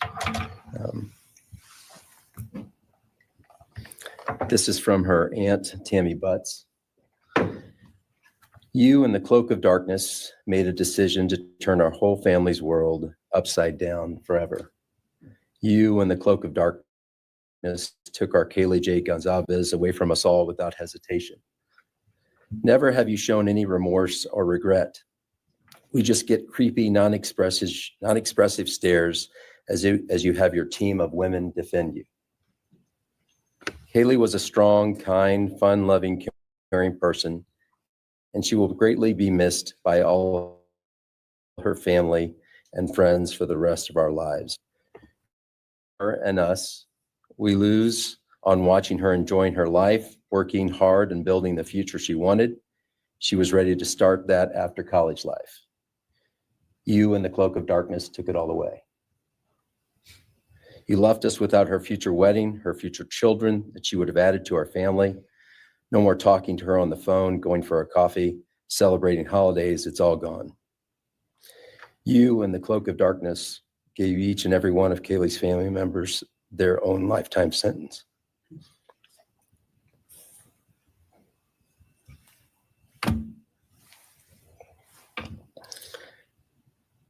You, in the cloak of darkness, also took our Maddie Mae from all of us. She was so genuine, caring, polite. She was part of our family. You came in, harmed our children that were younger women than you in their own beds. You're nothing, you're a coward. It's not right that you have received life. I pray that you meet your end in the cloak of darkness, burn in hell. I have 2 other statements, Your Honor.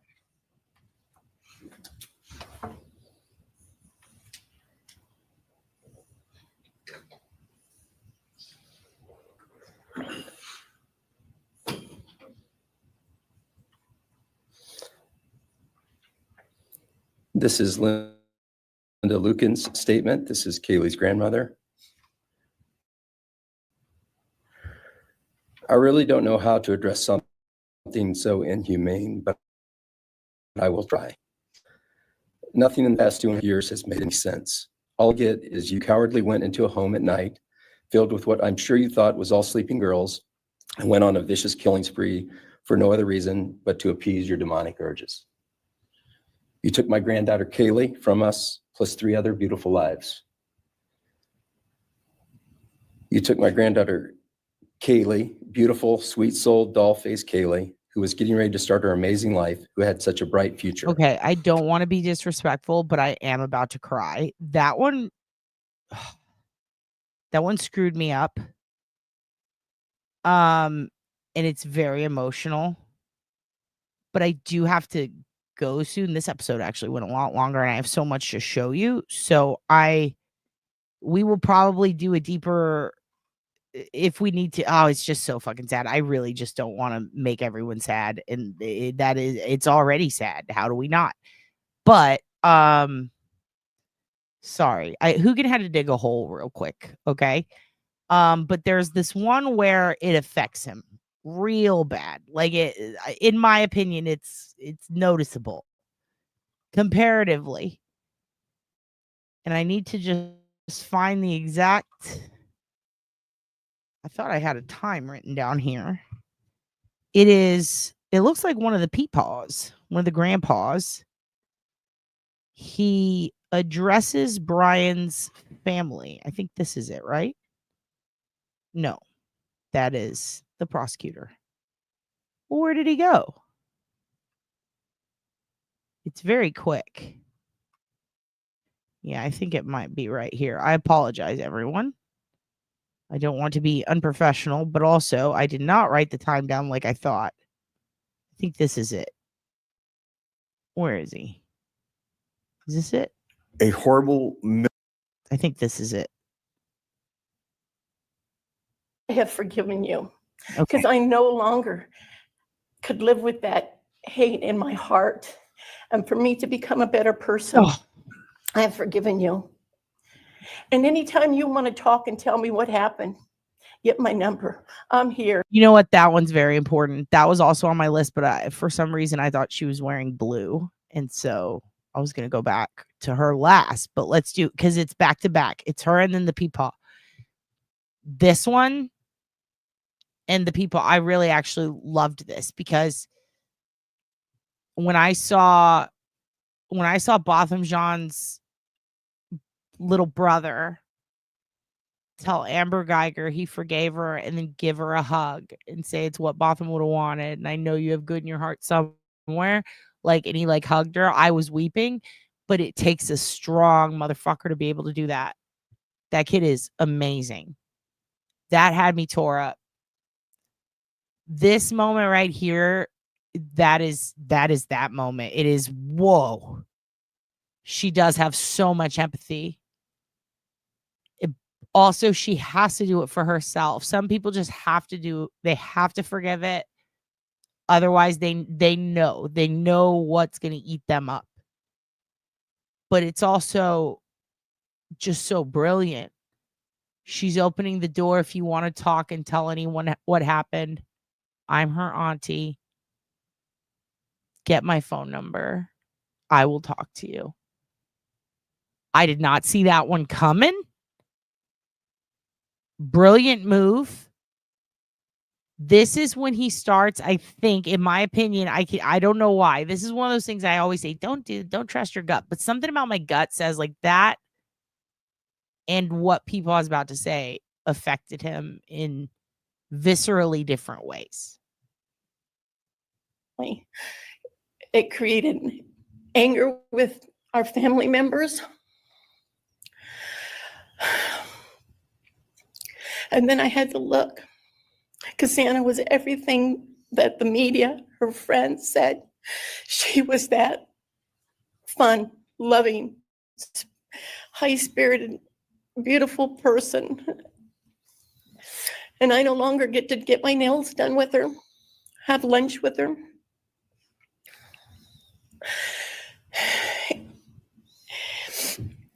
Sorry.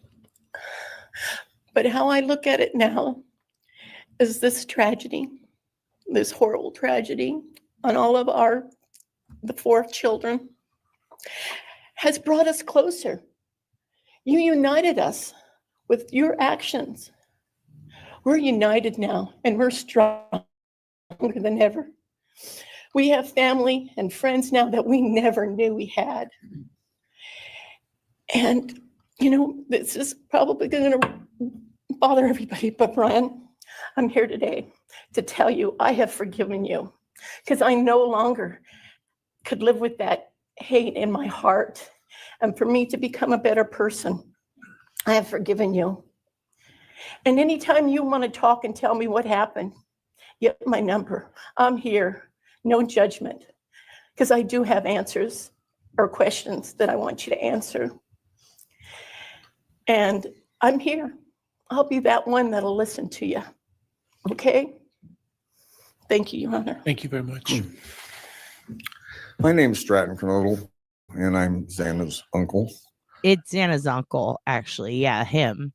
Also, he swallowed right there, and there was the slightest nod, and he looked surprised. But at that moment, I thought, "Whoa, he kind of looks like he's gonna cry." I wish it was better quality. The other news station that has better quality, yeah, they would copyright strike me. But if you go watch it on the local news channel, and if you watch it on Fox, Jeff's brother, you can see his expression better. But he does look like that kind of fucked his head up a little, maybe made him a little emotional. I don't know. You tell me what you think. Sitting here today listening to the stories and feelings and feeling the pain from everybody is a pretty powerful thing. It's each time a statement was read, it sort of would tug into my center core as I felt everybody's anguish. And Xana meant a lot to us, and we loved her very much. But I started thinking about, instead of rehashing everything that everybody else has talked about, I wanted to direct it another direction toward Bryan and what he's done to his family, his parents, his siblings, his friends. That was the longest blink thus far. That was like his eyes stuck together. I want to go back a little. Just look at his demeanor change too. It's so subtle, but it feels like you can see a click. Am I crazy? I just feel like you can see this moment where I can't tell if it's sadness, anger, rage. There's an emotion. There's a tiny emotion in that fucking crabby shelled human. Crab ass. Fucking NothingBurger. There's something in there. A tiny moment. This guy took a weird angle and caught him off guard too. I like this last couple. We loved her very much. But I started thinking about, instead of rehashing everything that everybody else has talked about, I wanted to direct it another direction toward Bryan and what he's done to his family, his parents, his siblings, his friends, his universe. He has contaminated, tainted their family name, and pretty much made a horrible, miserable thing to be ever related to him. And I know that that's what he has to live with, and that has to be his pain. And that's all I have to say. Thank you. He watches him. Do you see? He watches him walk, and he just his head kind of starts to bob a little, and he watches him walk. It's like he wants to rock. He wants to do something soothing, is what I see. It's a lot more noticeable if you slow it down. We don't have a lot of time, but just he brings up his family. Think about what you've done to your family. It's such a moment. Like, to me, look, he's just staring at him. He watched him walk all the way. The only other person he did that with was Olivia, I believe. Whew. There's something. Yeah, he has feeling, and he spent all that time. Ugh. Yeah. He said a lot of weird shit in the interview with the cops. We're going to have to do that tomorrow probably, or the next day. That part, just, you could tell this is when it spins, you know? Like something in him clicks. And I do wonder if the auntie's going to be getting a call. I don't think it's going to be out of compassion or remorse, but because he's a weird motherfucker, and I can see him taking what little control he has from in prison, what little effect he could have outside of it on the victims and their families anymore. I could see him wanting to fuck with that. I can see him like, I wonder if I can become best friends with the aunt. Some weird shit. Yeah, there's so much. Pat Sanford, you are absolutely right. You tell no lies, hon. You tell no lies. Yeah. And also, I can't imagine Laura testifying against your own brother. Actually, I could. I would just blame everything on Kevin. I'd be like, he fucking did it. And Kevin would be like, bitch. And then we get in a fight. In all seriousness, though, I don't even know if it's to taunt her. I think for him, it would be a personal challenge to maybe like see if he could get close to someone. Just to have control. Not even to hurt them, just to control them. Make them have to drive up and then cancel a meeting. That's the type of shit Bundy would do. The people he studied, the people Catherine Ramsland studied, that's the shit they would do. BTK. Come on up, daughter. Let's have a talk. Yeah, maybe I'll tell you a confession or two, and then nothing. Same with investigators. Drive cross country. It's like when they go, yeah, I know where the body is, and then they take them out, and they're just walking in the woods for hours, and they're like, haha, psych. Like Tommy Lynn Sells type of shit. I could see him doing that. Oh, I know who you're talking about. John Mark Carr, right? Is that his name? Is it? I can't remember. He's a skinny dude. He looks creepy as fuck. His was beyond taunting. He stalked the family and he made websites. He tried to sell shit, John Monet theme shit. He openly confessed to anyone, everyone, and on his shitty GeoCity site. He was insane. He stalked the family. I think Bryan is going to try to come off as like pragmatic and let's be adult about this. I killed your kid. Like he really is a psychopath. Like I think he thinks he can reason with people just like Bundy. He thinks he can spin it. But doing it from behind bars and keeping the mystery, having a secret personal relationship with someone in the family is the type of control this motherfucker would love. I just hope that she keeps her distance and is very careful. But I think this family knows what they're doing because I think they got to him. A horrible, miserable thing to be ever related to him. And I know that that's what he has to live with. And that has to be his pain. And that's all I have to say. Thank you. I wonder about the Ramsland thing. I think that's all we're going to watch from those right now, or today, I should say. Now I'm going to show you some documents. Hold on, let me pull this up.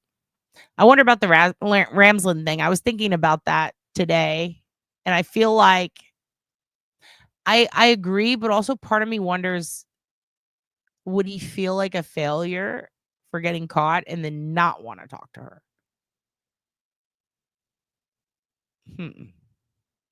I do wonder if he's going to try to correspond with like a celebrity or somebody like who is also technically he's not a serial killer, right? He's a mass killer, but either way, like I do wonder if he's going to try to do a Rex and communicate with another murderer. I do wonder if he's going to try to become a jailhouse attorney, a jailhouse lawyer to get by. I really wish the cellmate wouldn't have opened his fat trap and said that Bryan's the smartest guy he ever met in the prison, because he's going to fucking love that. Try to use that to his advantage. So I do wonder. Who was that guy that killed a girl and then kept calling the sister? Lisk, right? Rex? But also Larry Jean Bell did that. Larry Jean Bell called the sister. There's actually quite a few who did that, but I think there's one in South Carolina, one in California that I'm blanking on right now. He's not going to be in prison. I should have said prison. Sorry. I do that. I will interchange jail and prison at any moment. So you guys catch me on that. Okay. Yeah, I think the sheath eats him up. I do wonder if he's going to be too embarrassed to talk to Ramsland, and is he going to demand someone else? If he finds out that Burgess helped to write that shit, he might try to talk to her and do a Mindhunter. He probably watched Mindhunter and is like, give me the lady from Mindhunter. Like he might want it, John Douglas. This is the type of guy who studies all these people. So he's probably going to call Brucato. Just kidding. He's going to be like, yo, Brucato, get over here. Look at these drawings I made, and it's going to be a still from Hannibal, and Bricato's going to lose his fucking shit and be like, this is brilliant. Like, it's too much for me. Yeah, Larry Jean Bell did it. He called the sister constantly. And that was after the mom, and then he got sick of the mom, and then he called the sister, and then he told the sister he was going to come fucking get her too, and that was terrifying. And then they traced the phone call, and then he told them a coordinate, and they went out there and they got the body, but he left it and they still didn't know who did it. And then he did it again. And I think again, right? Oh, so horrible. And John Douglas is the one who got to do the interview. The funnel method, i.e. profiling at the time, was brand new. He called it funneling or some shit. He called it Stussy. Yes, exactly.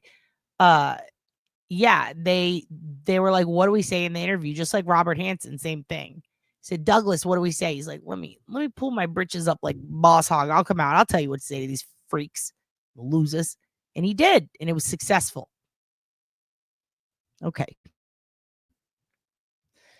With that said, no, I don't believe she did. No, I think it was actually I don't think it was I know it was Megan Waterman. No, it wasn't Megan Waterman. Was it? No. Really skinny, tiny one with the blonde hair and frick. I know her sister's name, but I'm blanking on her name right now. Melissa Bartholomew. I believe it was her sister, right? I think it was her sister. Joseph James D'Angelo. He call it, he breathed heavily. And it didn't matter who picked up the phone with him, right? Was it, I'm gonna kill you? Yeah, that I think it was just whoever picked up the phone with him. Weepy voice killer called not only the police but other people and said, I need help, I'm gonna do it again, and like would weep and confess his crimes and then hang up and tell them where a body was. I'm trying to remember. Shawcross didn't do that. I5 didn't do that. Happy Face didn't do that. Green River didn't do that. Ted Bundy didn't do that. Yeah, I think that's pretty much it. I think it's pretty much it. Wish list could call Shannon's family and then he'd be tied to her death. Yeah. Unfortunately, I don't know that he was. It's just, but at the same time, I don't know, dude. That one trips me out. The thing is, isn't she really tall? There's like a couple of things about that case that are very simple to me that actually BTK did. They're very simple to me, but they speak magnitude. They speak of, there's volumes of things that can be spoken that kind of make me go back and forth with Shannon. I just want them to solve her fucking case.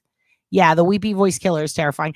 I believe there's a first 48 about it where they are actively catching the guy. But that could also be a copycat. Yeah, Dennis Rader, BTK.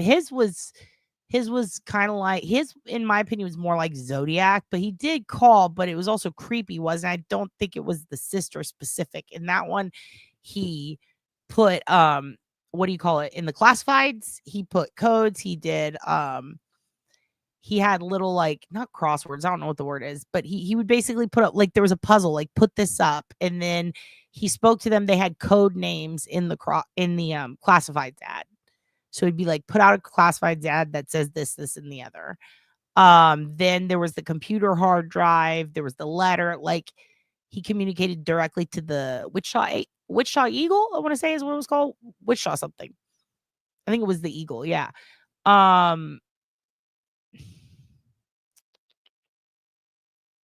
Yeah, no, I don't think he never called his sister. He was more Zodiac-y. He did a lot of ciphers and stuff like that.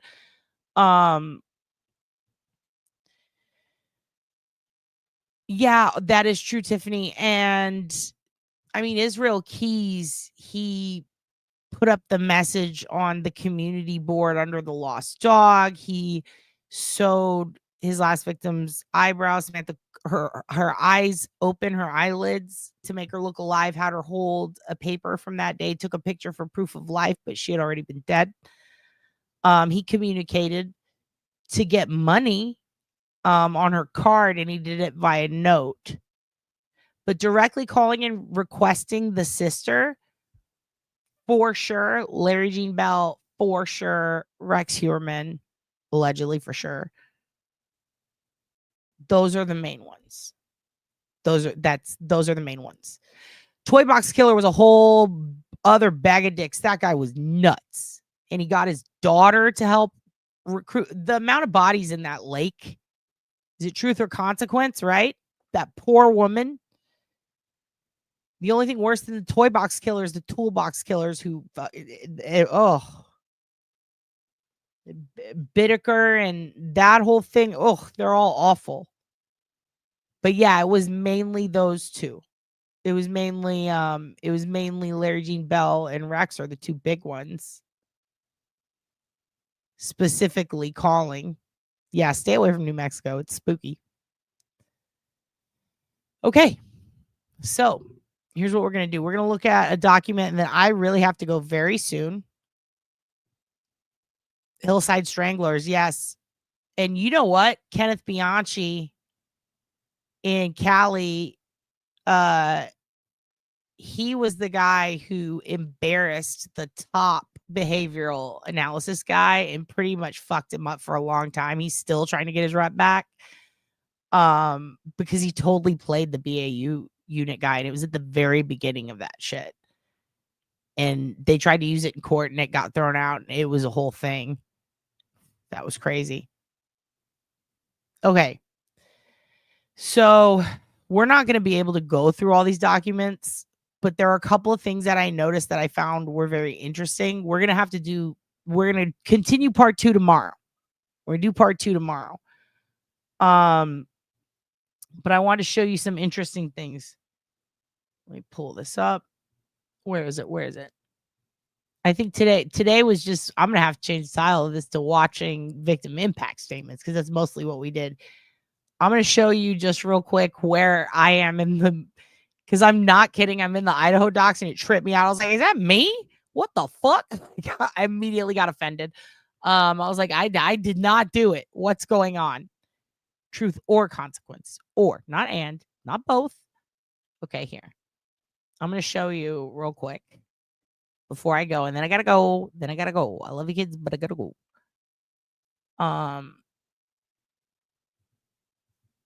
Where is it? Oh, I got to go to the whole window, from the window to the wall. Okay, here we go. All right. So we have a whole bunch of docs right here, okay? Let me bring myself out. Let me make this a little bit big. Okay, so this is the Moscow Police Law Incident Table. This is going to be a lot of logs, you guys. It's going to be a lot of logs. This is all the subpoenas, every single piece of evidence, every single teeny tiny thing in here that happens with the case. If it's a person, a place, or a thing, it is going to be listed in chronological order. See how it ends at February 14, 2025? That's because all the shit's in. Now we're going to trial. No more shit allowed unless it's approved by the judge. Motions have to be made. So these are all the people who got subpoenaed. A lot of these are people from the crime scene.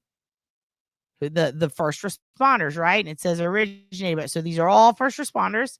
Then we get here, and we got a threatening, and it says related. Now these are cases.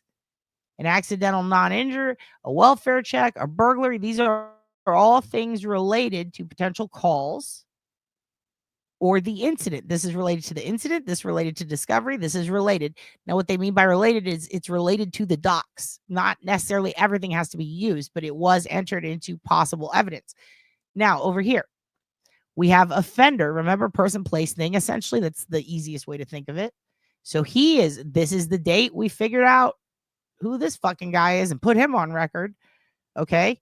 Then we have involved, and it's a list of people involved, people mentioned, involved, complaint. What does involved mean? They did it? No, it just means they have a part in this. Either they made a phone call, they were a witness, they were nearby, they were interviewed and are directly related to these people. It helped lead them to the like lots of different things. Then there's burglary and murder. That's a thing. That's the charges, right? So we're going down. This is every single thing that they got in the whole case as far as evidence incidents go. And up here is vehicles. So these are all the vehicles they searched. Now let's go down. Everything you see here is evidence. There's an evidence incident, if you will. It means it's related to the evidence. Either it is evidence, or it's something that's been logged, or it's something that's been sent. This is all important. Right here, you can see exemplars, and it doesn't tell you what. You've got MPD emails. You've got the TUI request. You've got Bryan Kohberger's laptop, hard drive, phone, hard drive 3, 2, 1. They have to number them and see how they go in order of when they were discovered. So this is very well kept logs. That's what these are. Logs. You can't get them in Canton. This is the cast vid videos, the DNA extracts. There's a lot we can draw from this, but not only do we not need to, they fucking will tell us everything in the corresponding documentation. This is literally just a log. Isn't it great? It's like, if you're biblical, it's like your concordance. If you're into if let's think about it like this, it's a timeline of every tiny little thing that happens in the case, and I love the way they set this up. So you have gray key extracts. That's what was used. You have the RFCL analyzer. You have the selected results because you get the results and they go to who? An analyst. Then you have the vehicle data, the findings, the HED, everything. Trace mineralogy is interesting. We're looking at minerals, people. We're looking at minerals. You can draw a lot of conclusions from this. Again, we'll see what they did with all this shit and why and where. Instagram data, gamma phi beta 2. Now here, the pollen test. They're looking at pollen. So when people say they weren't that thorough, they missed evidence. Motherfucker, they got pollen. The bees aren't even safe, y'all. Little bee butts getting shook down, put in a bag. Give me that pollen. Give me the fucking pollen. Cross-pollinate over here, motherfucker. Where were you on Saturday? That type of shit. Like, there, I'm fucking around. But in all seriousness, like, when you're getting into mineralogy, pollen tests, like, extreme, like, there's just a lot going on here. Canton could never. Interviews, maps, video, audio. .3D scan. This is important. Yes, would have loved for the house to be open and still up, but it wasn't. But they got the 3D scan. Dog impound form from when they impounded poor sweet pup dog. Murphy. Amanda Koberger interview. Mary, Michael, Dylan Mortensen, Cellbrite. So we know they ran Cellbrite. So I just want to be clear. Here is why I wanted to show you this. This is really the genuine. If I showed you nothing else today, check that out. They ran Cellbrite on Dylan. Not only that, they ran Gray Key. They did a lot on these kids' electronics. They know where they were at every moment. So for people spreading conspiracies saying she left to go help the murderer, fuck you. Look, shut up. You sound stupid. You think they didn't? I got in an argument with some fool, some jabroni fool. I was like, you think with all the testing they did on his phone, they didn't test the phones of the kids in the house? Are you out of your fucking mind? These are people who were talking about, look at John O'Keefe, look at where his phone, look at cellular. Oh, they're phone experts. But the second Dylan comes into play, they shut that shit down and play I don't know. Shut up. Shut the fuck up. As if that wasn't enough. Pictures are on TikTok. They rule. Thank you, girls. Thank you. They rule. Good for them. They're solving their own murder because when you go on invasive apps like that, you have a secondary tracking mechanism or device. Should cellular drift come into play? Should actual snow come into play? Should wires get crossed? It's better than bad. It's good. Dog impound form. There are sample cuttings, trace material. There are DNA extracts, King Road videos, camera repair, Xana old phone data. Very important. TikTok data. Oh, wow. I wonder why. Everything has a purpose here. Down to Harbor Freight, down to Walgreens DVDs. They're not actual DVDs from Walgreens. They're DVDs of the security footage at a specific Walgreens. The PayPal data. Suspect iCloud data. Oh, he had an iPhone. Yay. And we go down and we go down. Now, what I want to get to, and then I really have to go, and we will continue this tomorrow. And I love you guys. Thank you so much for coming tonight. I just want to get to, are we on page 9? No, I'm too far, but there's so much. We're going to go through a lot, and we're going to be much faster and more thorough. I just haven't seen you in a while, and I miss you, kids. Note, Dad? What are they trying to say? They're John Barron. Okay, let's get right there. You see what that is?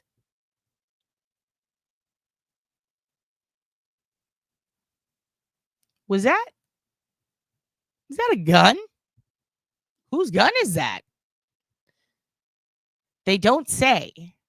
Now, it is the day of the search, but it seems to be a lot of his stuff, including a clear glove, another knife, a swab, dark boots, brown boots, university documents, Navy fleece, ID cards. That people were making a big deal out of that. I'm making a big deal out of the Glock. Was it his dad's or his? It's grouped in with his. Uh-oh. A Glock reflex optic system? Red dot system? As in with a scope and a sight? I'd like to hear more, please. Very interesting. Very interesting. Murphy also has Instagram. They're tracking the dog, and good. Good. It's so helpful. Here's the good thing about invasive apps that steal your data. Very helpful if something happens to you. Why does he have a Glock with the red optic?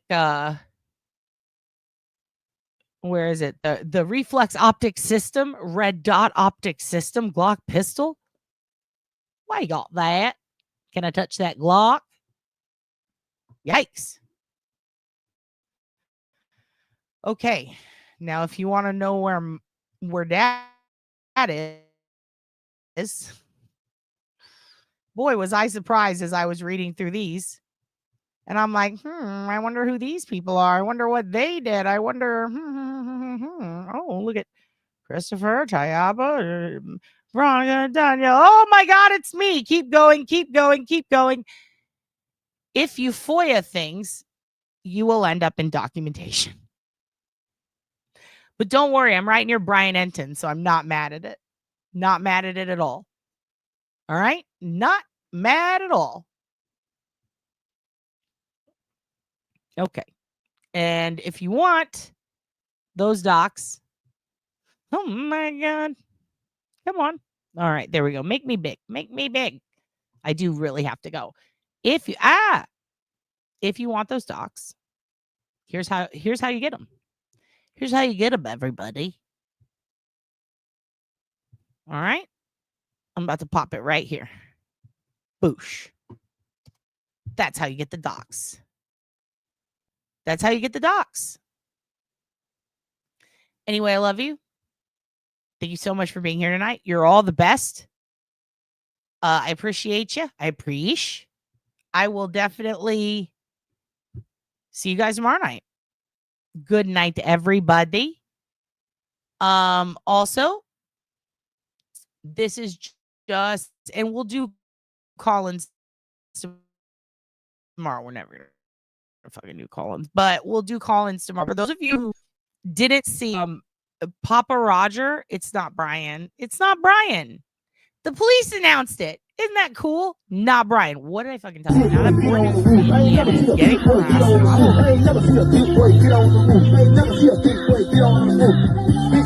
been on the roof. Never see a big boy get on the roof. I ain't never see a big boy get on the roof. I ain't never see a big boy get on the roof. Big boy ain't lay on the roof. I ain't never see a big boy get on the roof. I ain't never see a big boy get on the roof. I ain't never see a big boy get on the roof. I ain't never see a big boy grill on the roof. Never seen a big boy grill on the roof. I ain't never see a big boy grill on the roof. Big boy grilling on the roof. Big boy grilling on the roof. Big boy ain't grilling on the roof. I ain't never see a big boy get on the roof. I ain't never see a big boy get on the roof. Big boy ain't climbing on the roof. I ain't never see a big boy get on the roof. How you do it like that? Damn, you got titties on your back. Climbing on the roof. I ain't never see a big boy get on the roof. I ain't never see a big boy get on the roof. Oh shit, big boy get loose. Oh shit, big boy get loose. I ain't never see a big boy get on the roof. I ain't never, oh shit, and you falling on the roof. I ain't never see a big boy hop on the roof. How you do it like that? Oh shit, you just like a back. Oh shit, pick up your back. Oh. I ain't never see a big boy get on the roof. Get on the roof. Get on the roof. Get your ass out the roof. Get your ass back out the roof. I ain't never see a big boy leap on the roof. Get the big ass off. Big boy get on the roof. I ain't never see a big boy get on the roof. I ain't never see a big boy get on the roof. I ain't never see a big boy get on the roof. Big boy ain't been on the roof. Never see a big boy get on the roof. I ain't never see a big boy get on the roof. I ain't never see a big boy get on the roof. Big boy ain't lay on the roof. I ain't never see a big boy get on the roof. I ain't never see a big boy get on the roof. I ain't never see a big boy get on the roof. I ain't never see a big boy grill on the roof. Never seen a big boy grill on the roof. I ain't never see a big boy grill on the roof. Big boy grilling on the roof. Big Grilling on the roof. Big boy ain't grilling on the roof. I ain't never see a big boy get on the roof. I ain't never see a big boy get on the roof. Big boy ain't driving on the roof. I ain't never see a big boy get on the roof. How you do it like that? Damn, you got tools on your back.